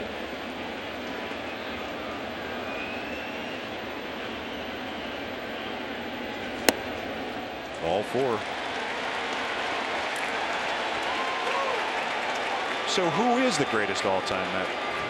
Oh, wait a minute. We're going to have a pitching change, I believe. That's what Mr. Boone is coming out. He's not coming out to grab the headset and join us for the broadcast. There's the signal. Pitching change again in the Bronx. Severino, then Green, then Cole. It has been a festival of homers for the Mets. In this inning alone, Brandon Nimmo and Michael Conforto back to back. As someone else here says, belly to belly. The Mets are up 7-3 on the Yankees with one out in the top of the seventh. We're coming back with a new pitcher.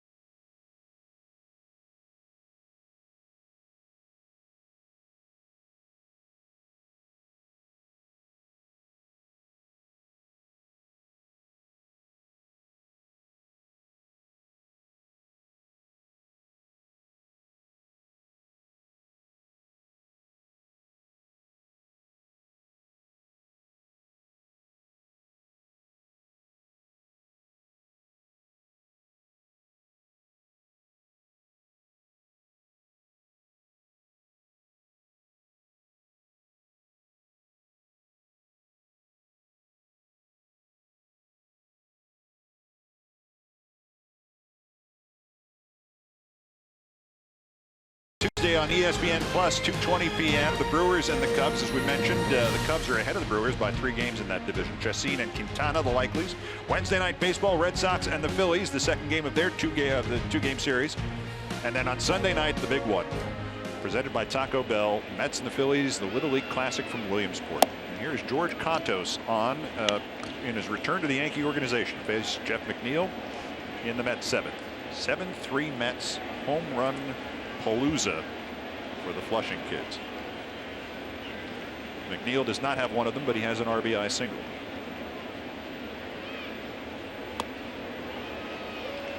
So I've had one shot of alcohol in my entire life. I'm 61 years old. I didn't think that's where you were going with this. And it was served. It was served by George Contos. How about that? How's that for a good Elias? No. Was it in the strike zone? No. I was at a celebrity celebrity bartender thing for charity in Scottsdale, Arizona. He was the bartender and he said, "You're drinking this," so I did. Well, how can you say no to George Contos? Exactly. It was for charity. Yankee organization originally, and then to the Giants, and then more recently with the Pirates. It did not work out in Pittsburgh, and they let him go, and he came back here. And there's always room for anybody who can get outs from a bullpen under any circumstances.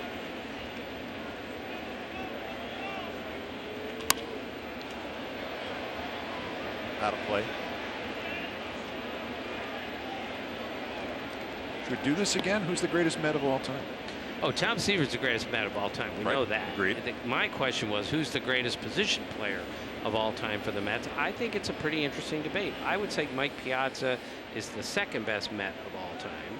And then after that, and even that's tricky too. That's my point. You got Straw. Who was his Barry? Strawberry was the name, I believe. You have David Wright. You have Keith Hernandez. You have Dwight Gooden. But as far as position players go, I don't think it's simple to pick the greatest Met position player ever. Again, the same thing we were talking about that creates that situation. Yeah, those are yours, huh? Yeah, this is mine in order. David Wright, of course, has the most hits, extra base hits, runs scored, RBIs. Piazza was tremendous for, he had 220 homers there, made the All-Star team 6 times. Strawberry had 252 homers, 8-time All-Star. And Dwight Gooden, of course, his first. It was ridiculous how good Dwight Gooden was at the start. But this is the whole point, is that it's not easy to come up with the top 5, whereas with the Yankees, you can come up with the top 5. 55. Right, and it's Where do pretty you put easy. Degrom? I have Degrom 4th on my list. All time? All time, right now. He's already the 3rd in ERA among Mets pitchers who qualify for this. 9th in strikeouts. Going to be their all-time WHIP leader shortly, the way things are going. This one's going to drop. 1st and 3rd for the Mets as Flores chugs in. And the Mets are equaling a month's worth of offense tonight.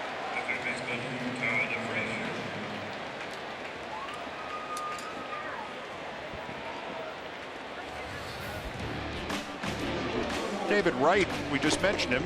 Rehab began yesterday. Resumed after being called off since last August. He was 0 for 3, 2 strikeouts, and this fly ball. He did not have a grounder hit to him, but he did catch a pop-up. And he said he was all smiles afterwards, just to be out there again. And Mickey Callaway told us today they checked with him and no issues the day after, which is a really good sign. I mean, it's supposed to go again tonight. A tremendously long way back if he ever gets back to the big leagues, but he's still trying to play. He's 35 years old and hasn't given up. And it was so strange when he went out, because he homered in his last 3 games in 2016, and then all of a sudden it was that maybe that was it. I give him a lot of credit. The passion and the love for the game. Could easily say, I'm done, forget it, go home and collect. Instead, he's been working hard at it. But 2 years nearly is a long time to be gone. More than 2 years is a long time to be gone. And even if you played your minor league rehab, it's a different. I mean, it's just a different game. Let alone what the time does to your own body and your own skills. Really is. You guys mentioned that list, and let's not forget David Wright. To me, and watching him play and playing against him, he and Carlos Beltran, when he was with the Mets, those guys definitely made a mark. He's one of the top players the Mets have ever had. Something else too, as Frazier takes a strike. He of course homered in the 6th. I went and looked this up because it was like, should Jose Reyes be in the top 5? The deciding factor between Wright and Reyes in those epic collapses of 2007 and 2008, David Wright hit in the mid-300s in September both years, and Jose Reyes did not do quite that well. He sort of disappeared in those 2 stretches. That goes flying. Good slider right there by Contos. Since you yelled at me over my list, who's your second greatest Met ever? Strawberry. Who's your third? Keith Hernandez. The problem becomes, Tim Tebow. He's number 4 on the all-time list. The problem becomes, as we said, that you have so many key players in Mets history who are identified with other teams. I mean, Keith Hernandez won a World Championship here in the epic 1986 season, and they probably should have won more, but he also won one in St. Louis. He's not just a Met, and one of the advantages the Yankees had starting so much earlier is that the era of free agency and vast player movement came upon the Mets in basically their 15th season, as opposed to the Yankees' 73rd season. So there was a lot more time for guys to spend their entire lives in Yankee Stadium than there was for guys to spend their whole lives in the Polo Grounds or Shea or Citi Field. Plus, they trade a lot of dudes. And then some of them come back for less money, as Jose Reyes was the case. Had a great year last year, Jose Reyes. This year, not exactly. Having coached Jose Reyes, I'll tell you what, he came back because he loves being around the game. Loves the atmosphere. Saw him earlier in the clubhouse, and he's, no matter what he is hitting, he started off horrendously this year, still with a big smile, working hard to get back. Well, in the reverse of this game, that game in Washington 2 weeks ago, even when he gave up 2 home runs, he took a little sting out of that. What was the final score? 143-0 Nats over the Mets. He took a little sting out of that by having fun in the 9th inning as a position player who really wasn't, he didn't go to a windup. He just sort of tossed the ball in, tried to get a couple of outs, and he got a couple of outs and a couple of home runs. Jackson off the end of the bat. That will finish off this inning. 2 more runs for the Mets, 2 more homers for the Mets. It's a Mets night at Yankee Stadium. Bottom of the 7th coming up. Stretch time.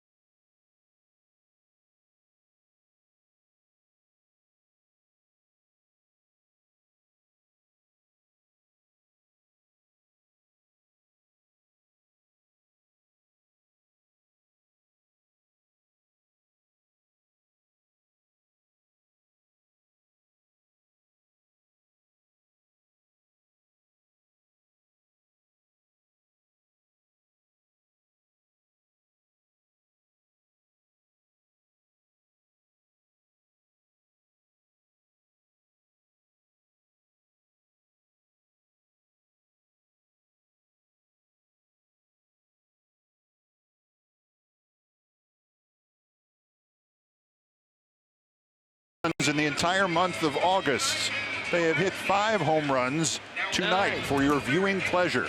It has been a StatCast festival. First, Ahmed Rosario kicking things off,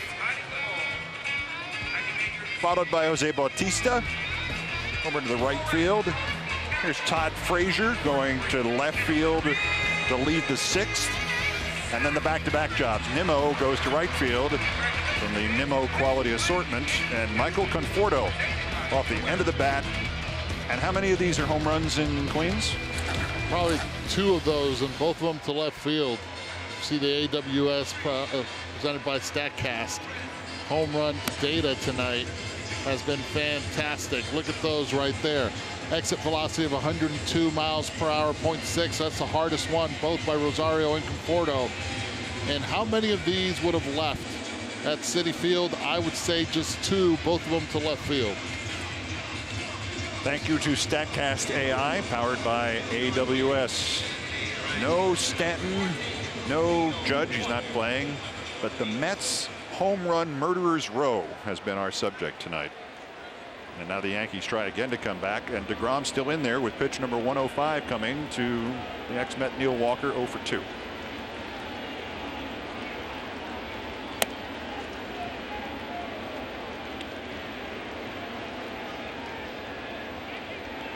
Is Dwight Gooden on your top 5 for the He's Mets? 5th.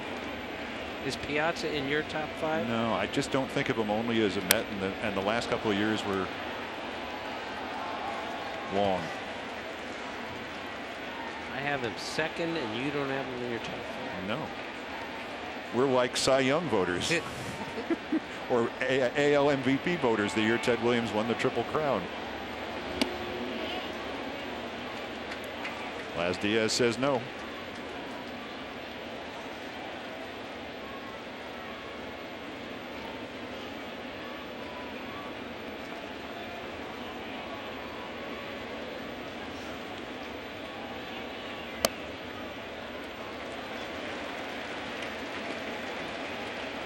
You don't have Degrom on your list?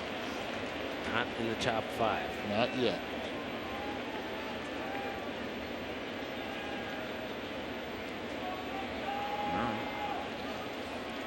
We're going to have a fist fight over this. Chopper foul. Me and you? This will be fun. Yeah.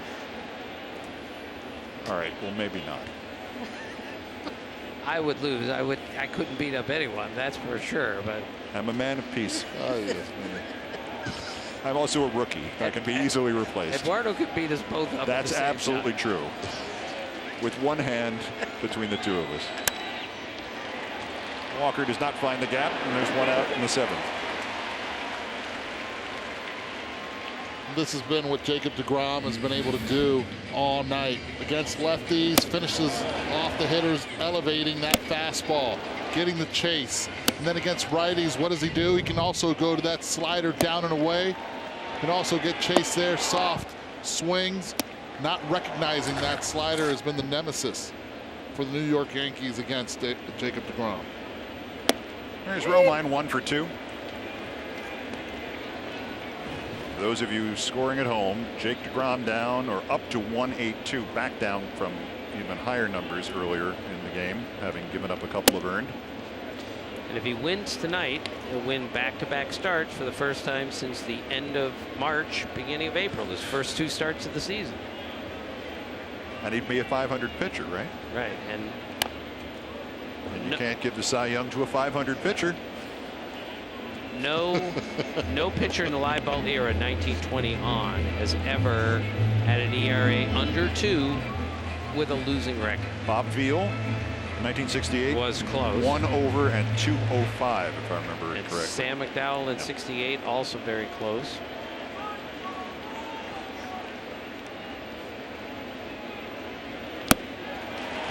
Wow, 12.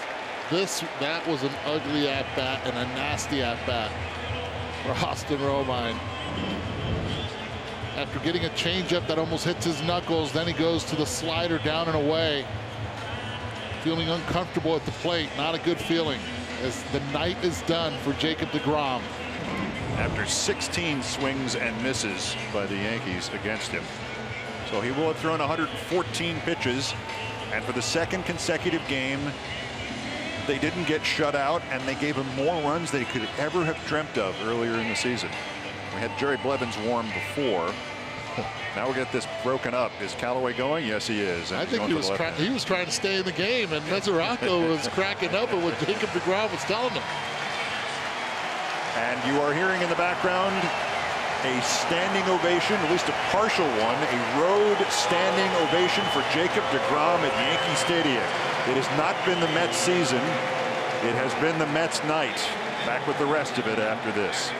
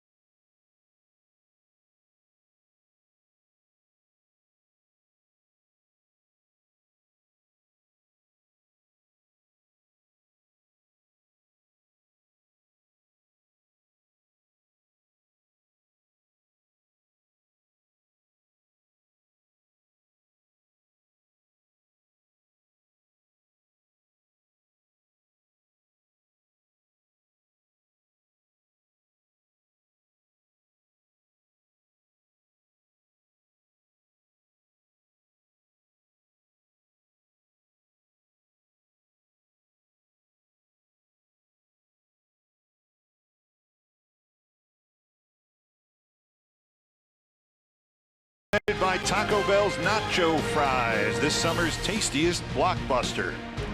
Jacob Degrom may not be happy at coming out of this game with 2 out in the 7th inning, but he has a lot to reflect on in tonight's work. 114 pitches and 79 strikes and 12 strikeouts as Jerry Blevins comes in to pick him up against the left-handed hitter Gardner with 2 out in the 7th.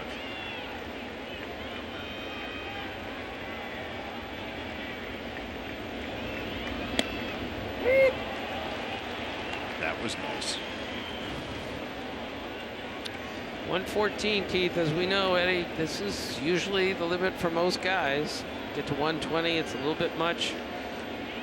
Trying to keep our pitchers healthy. Keep them going out there 32 times a year.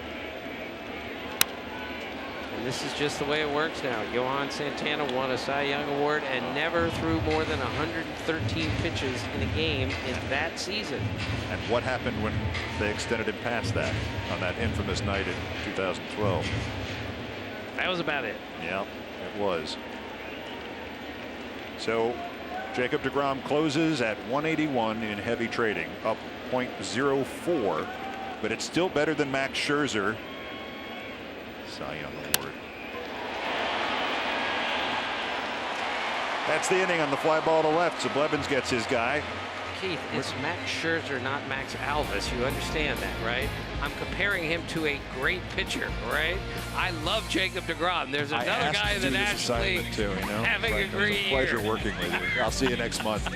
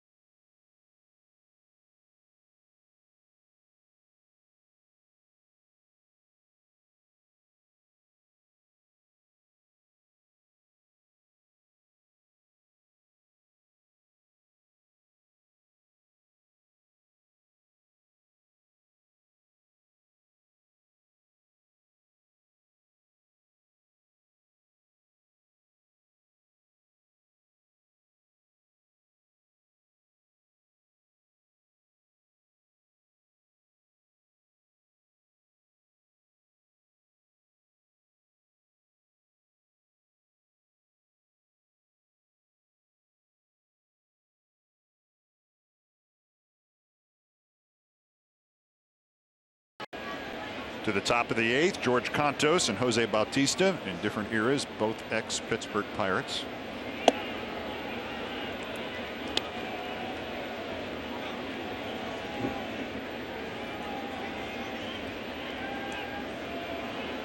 I think it's easier now to say which Mets have not hit home runs in this game if you're somehow just joining us. 5 by 5 guys, including Jose Bautista.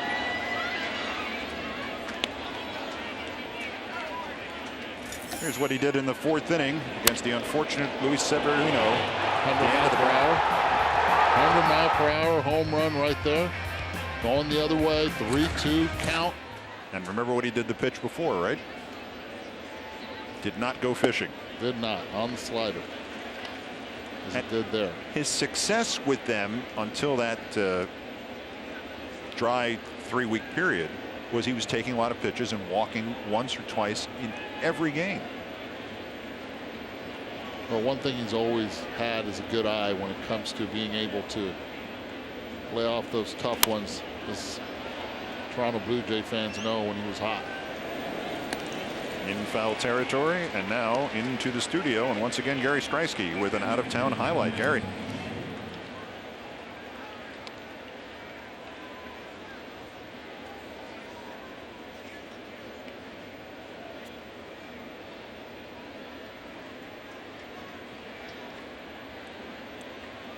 National League Rookie of the Year is.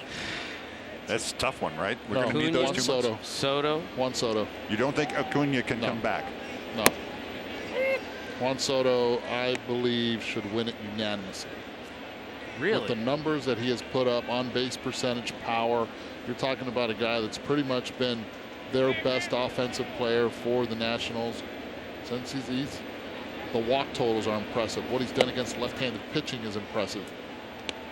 On base percentage of over 400 against left-handed pitching. And the time travel when he went back in time and homered in a game that was started before he came to the majors. True. How many guys can do that? Beam me up. Acuna has 17 homers and missed some time. It's a good crop. Andujar cuts in front of Gregorius and makes his play. So the only Braves that have hit more home runs before turning age 21 are Andrew Jones and Eddie Matthews. And Acuna has a chance to catch both of them on that list. The other guy, and he won't get many votes against this, but Derek Rodriguez in San Francisco has been outstanding. Pudge Rodriguez's son. Been great. Step didn't look like he's been in this league for 15 years. He's been their best pitcher. Yeah, easily. He has the best ERA in the National League since June the 24th. Derek Rodriguez. Here's Rosario again. To think that he signed as an outfielder, and everyone knew that he had a golden arm, and everyone knew who he got it from. I remember asking Pudge a few times, how's your son doing? He can really throw. This is when he's a kid. I thought, wow, what a surprise. And he got lit up in spring training with the Giants. There was nothing impressive about what he did in camp. And then he went to the PCL and was lights out a couple of times. And they said, let's bring him up, used him in relief. Spot start, and then in relief, and then right into the rotation. And you're right, he has been anchoring that team. And he probably won't finish in the top 2.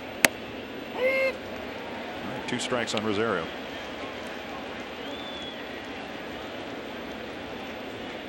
Where does Mr. Met list will end on the list of the top 5 Mets? Top 50 Mets? All right, that's the inning. Another strikeout. Thank goodness my partners here have gone silent on me. Back with the bottom of the 8th after this.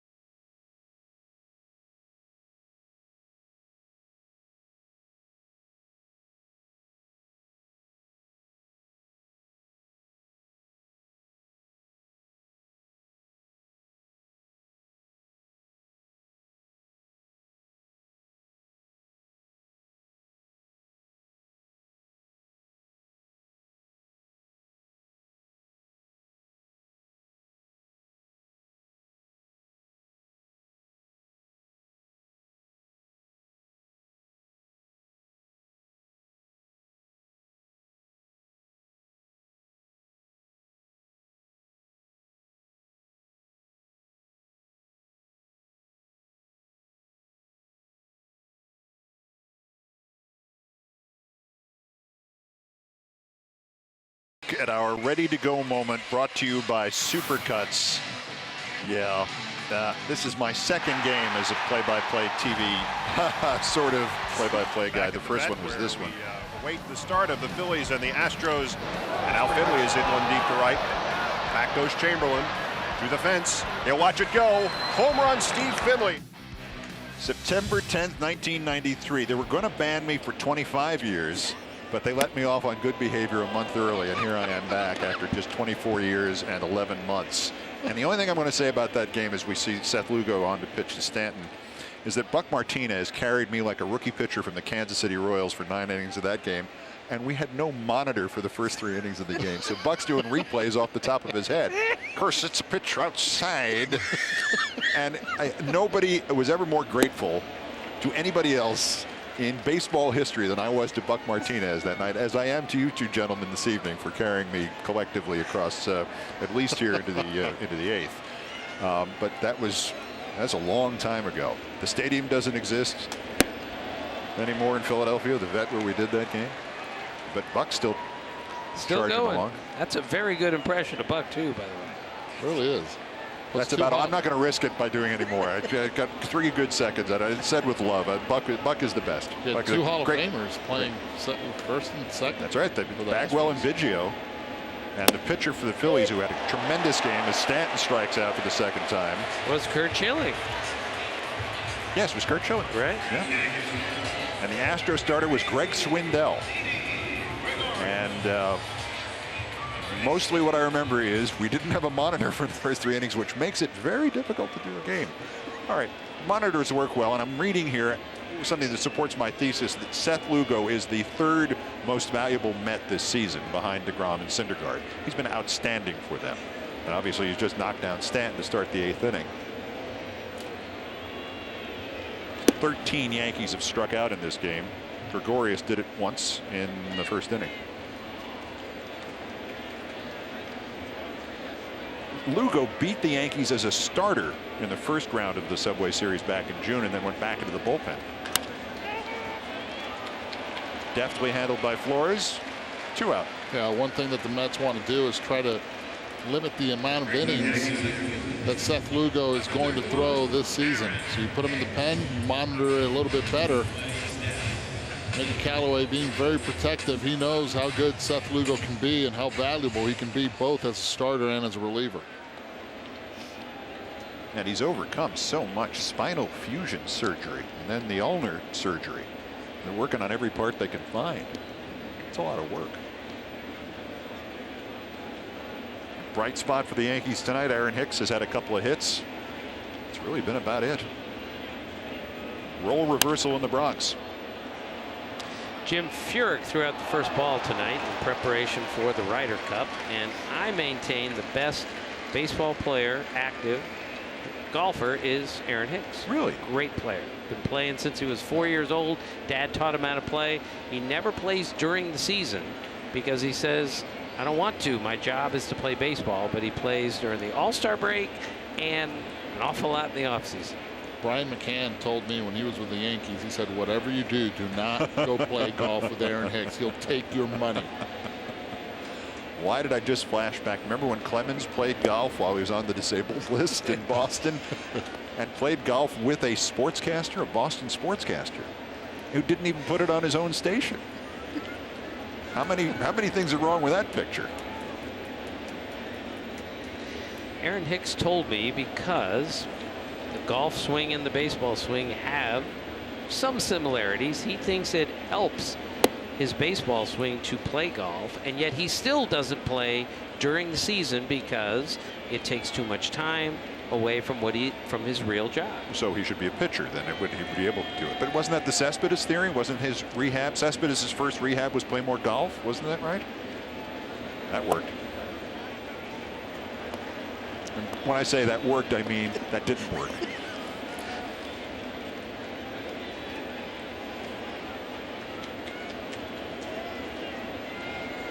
What do you do with Aaron Hicks as free agency looms for him next year?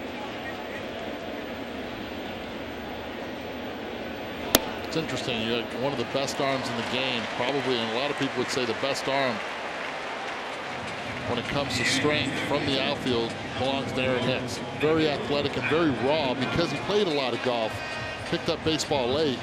So the best is yet to come. But this will only be his second year out of 6 with more than 97 games played. There's a durability question, and he's had tremendous batting problems in the past.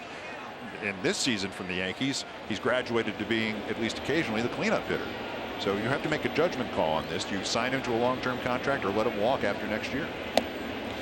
Again, with free agency, the way it changed last offseason, he's getting into that age where you're just not getting large multi-year deals. That's just the way it works anymore. But he's made some money for himself with the way he's played last year and this year when he is healthy. And Duhar hits one, and that is gone. A high arcing parabola home run, 2-run job, and suddenly we have a ball game yet again. 7-5 Mets.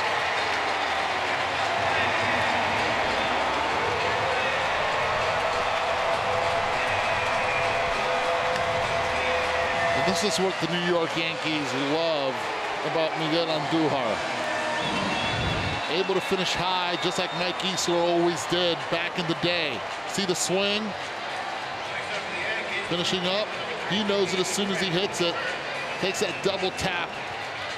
Gets it out front. The windmill. And executes, just like he did in spring training. And they wondered if it was going to translate during the season. They sent him down, and since he's been called back up, he's been a pleasant surprise offensively. 18 homers now for Andujar on this season. And now Seth Lugo will pitch to the left-hander Greg Bird, and then Gleyber Torres behind him. If it gets that far, these two gentlemen struck out 5 times between them in 6 at-bats. There's a great sportscaster in Boston who just passed away named Clark Booth, who used to say, before the Red Sox won their World Series, if the Red Sox win today, it's only because losing tomorrow will hurt more. And we're wondering if we could put Mets in there.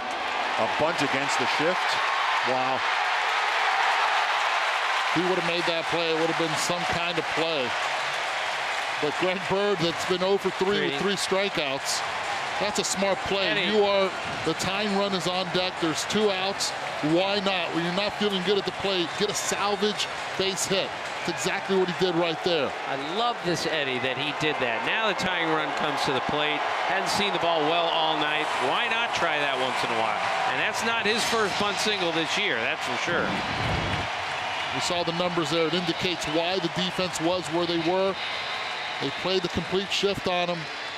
And no chance right there for Seth Lugo. And the fans have something to cheer about with the tying run at the plate. Dave Island, the Mets pitching coach, has just left the mound as Robert Gazelman is up and getting warm in the Flushing bullpen. Greg Bird beat the shift. And you don't have to do that every time. Just put it in your quiver and suddenly they can't use a full shift on you at all times, right? Well, all you have to do is pretty much tell that third baseman play a little bit closer in, shallow. And now this is where Gleyber Torres excelled early on in the year, late in games. Had the knack to slow the game down, the situation, rising to it. Now Jacob Degrom has to worry about the bullpen blowing a lead for him. Flared into center. Austin Jackson ends the threat. But another home run, for those of you who don't like home runs, cuts the lead. It is 7-5 in the Bronx.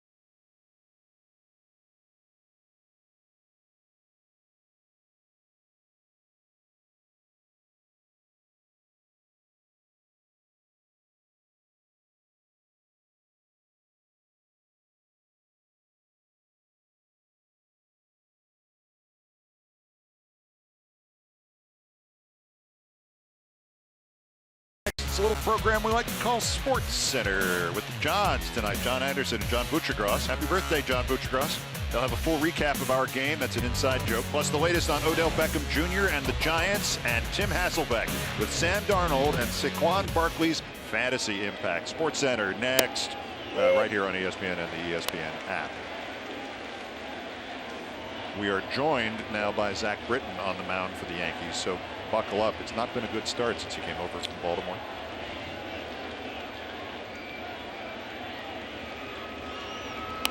Buck Showalter told me a week before they traded him, he put his fingers about an inch apart and said Zach Britton is this close to being the Zach Britton of old, which we all know, Eddie, is that hard sinker that nobody can hit, that ridiculous downward angle. And when he's right, he's dominant.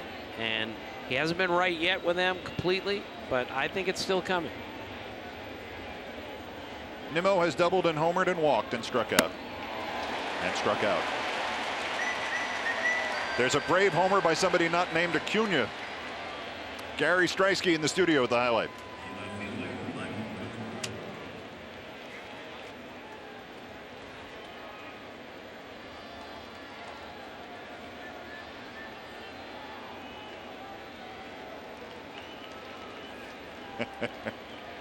Well, I think it's too early to judge any of the awards in awards season, but thank you for asking.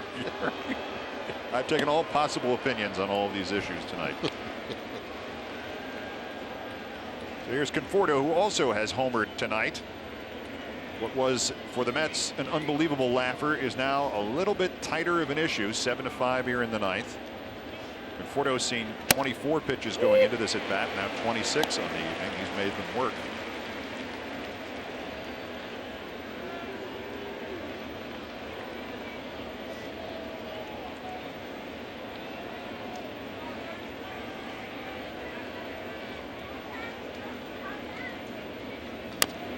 That's where he's effective. Bottom half of the zone. He can stay there. Zach Britton will be exactly what the Yankees needed. Anything that's middle up, that sinker does not work. The velocity is not enough. He needs to have that late action movement to get soft contact. He's had to throw 82 pitches in his last 3 2/3 innings here. Oh, now he's hit Conforto.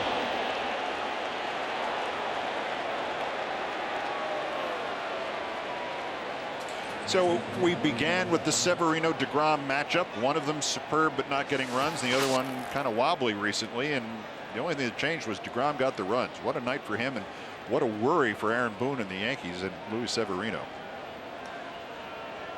Yeah, big time concern with Severino going 4 innings. Who do you start in the wild card game if the wild card game was now? Conveniently for everybody concerned, since the schedule lays out in a different direction, it's not now.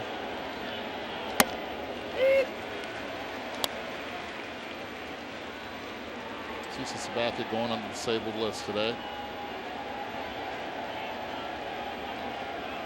Wonder how he'll come back from that. At least the arm's healthy. Has he been your most dependable starter? Would he be your big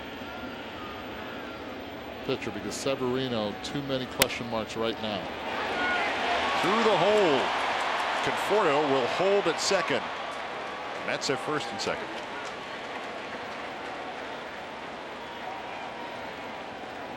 So now, with Flores doing so, every Met has a hit. Not this season, tonight. Not this month, tonight.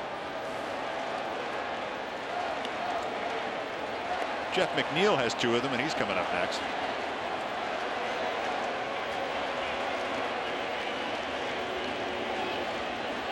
Now, is that a mound visit? No, that is not a mound visit. That is catcher signaling, sending the defensive signals, which catchers do on virtually every play, but he did not go far enough out there for that to be considered a visit. Is there an invisible line that you can't cross? You have to go to the place where the person lives, meaning the pitching mound or Zach Britton's house.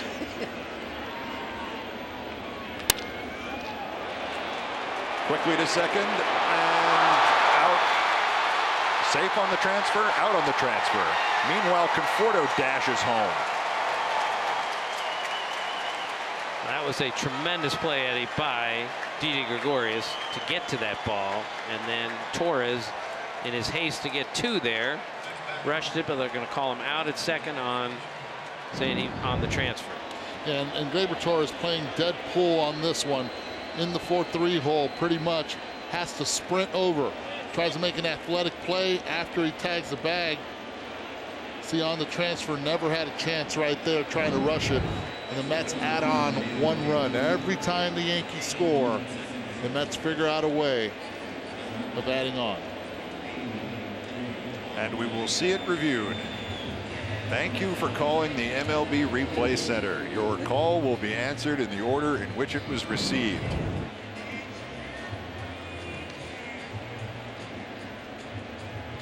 Eddie, did he catch that ball? I think he did. I really do. Even though the right hand never had or never even touched the ball. Look at it right here. Catches it, takes a step to turn it. On the flip. And the call is affirmed. He's out. So just forget the last 30 seconds. None of that ever happened. Run scored. It was a force out at second. The ball was dropped on the transfer. The run scored on the transfer. And they're 2 out in the 9th. An E4 on the play to allow the run scored. And also the next major holiday is Labor Day. Tomorrow is Tuesday. Everything stays the same. Todd Frazier, one of the 5 homers of the Mets, is up. It just hasn't gone smoothly for Britton. So far, 7 appearances. This is number 8 for the Yankees.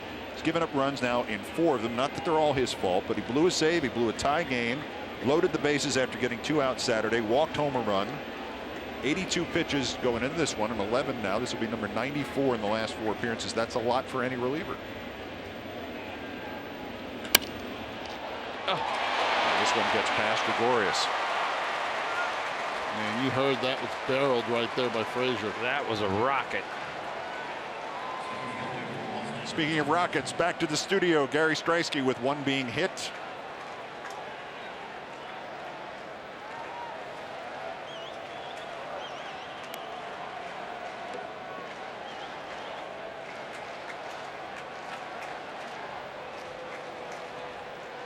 That right there is your rookie of the year. All right. I love him.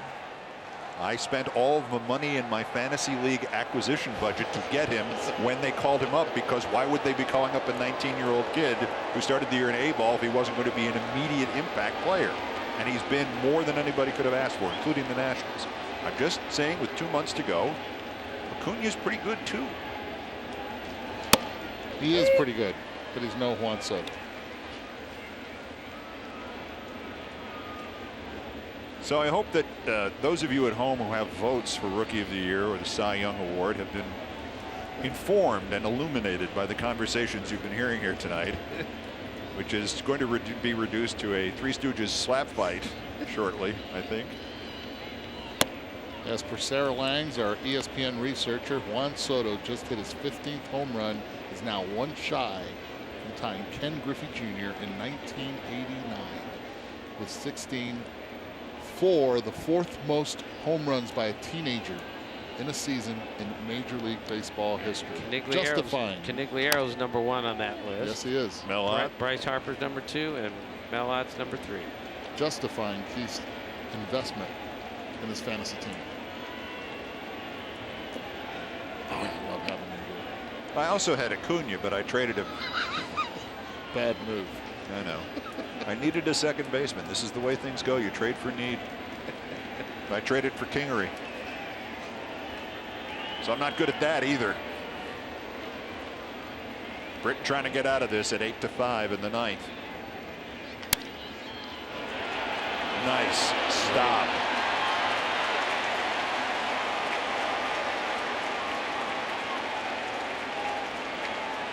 Do the defensive metrics support the eye test with Didi Gregorius that suggests he is brilliant in all respects as a defensive shortstop? There's a huge argument about that earlier this year. Keith, I'm not real big on the defensive metrics, I must say. The offensive metrics work. The pitching metrics work for the most part, but I'm not buying most of the defensive metrics because there are so many things you cannot gauge properly. Are they better than just having fielding average? Yes. Yes. All right. We agreed on something for the first time this evening. All right, here he goes again. Nice pickup on a bad hop, a little bit of a bad hop. We end the inning. So we'll go to the bottom of the ninth. A 3-run lead as the Mets protect it again. Walker, Romine, and Gardner, bottom of the ninth from the Bronx after this.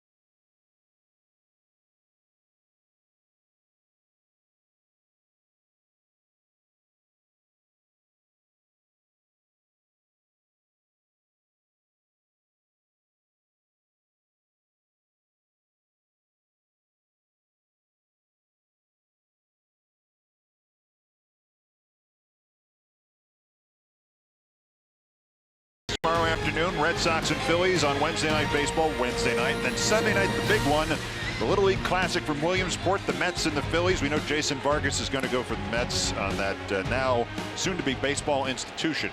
Been a long time since our Little League days. And there we all are. Oh, my. Yeah. They always knew where to pitch me, even when I was 3.5 years of age. Up and in. And that's actual size for me, which was really bad. The photo of me in an Expos jacket as Robert Gazelman comes on to try to close this out in the ninth with a 3-run lead.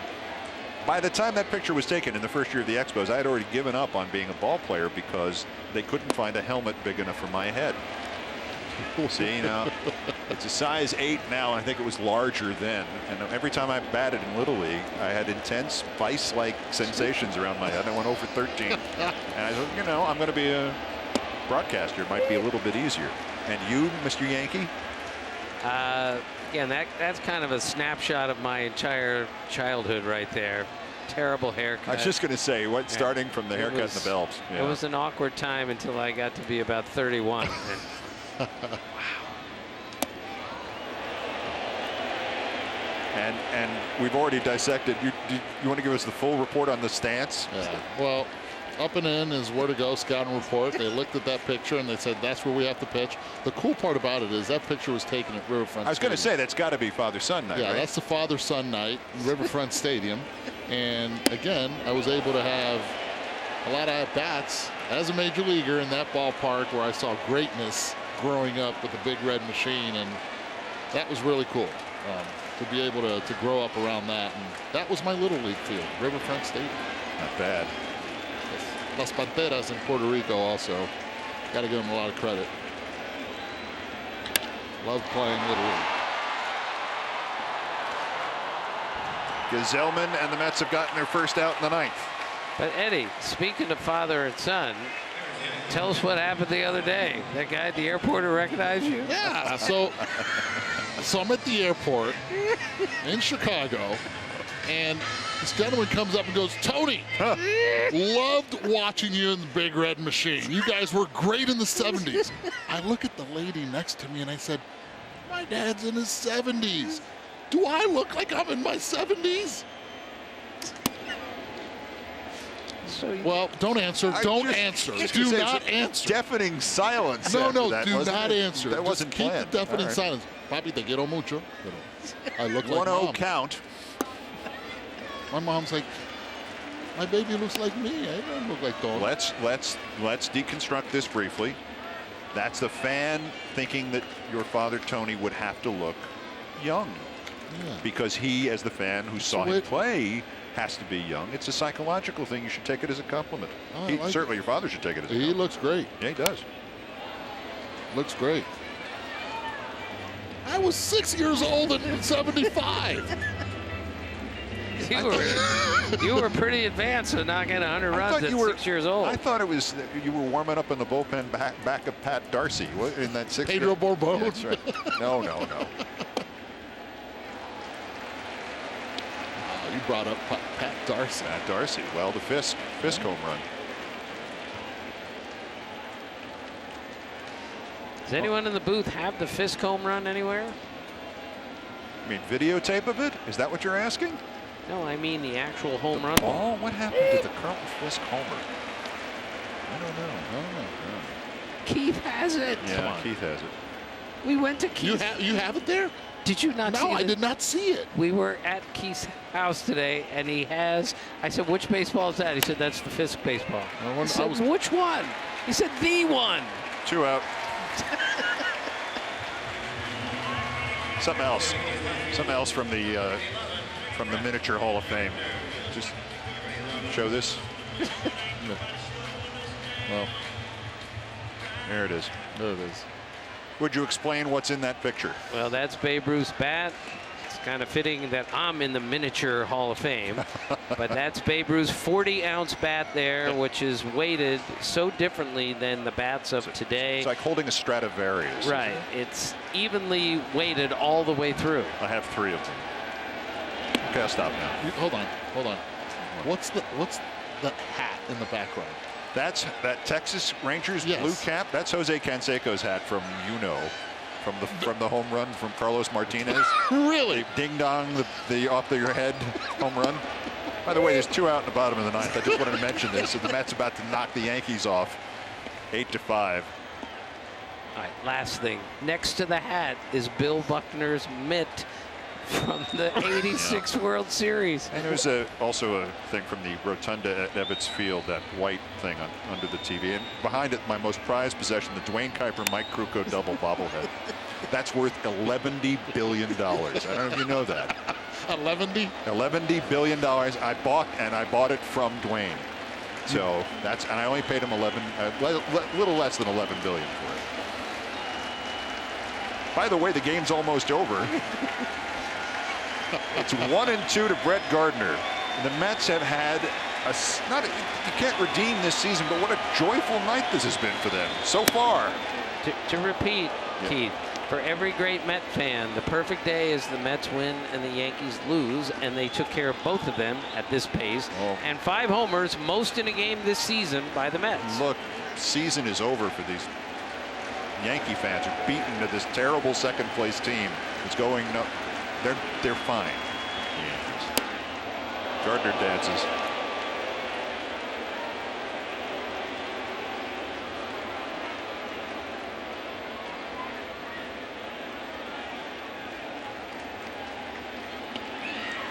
If somebody wants to get photographic evidence that the Mets have actually won a game.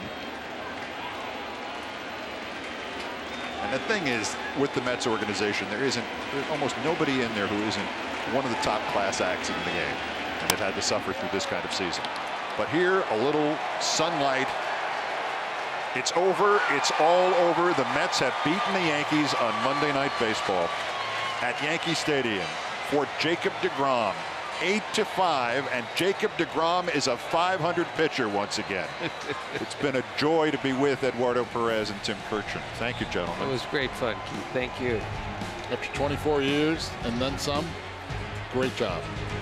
Well, passable. Coming up next, Sports Center. That's a great program, by the way. Wednesday, it'll be the Red Sox and the Phillies at 7 Eastern. The Mets, as we say, have beaten the Yankees.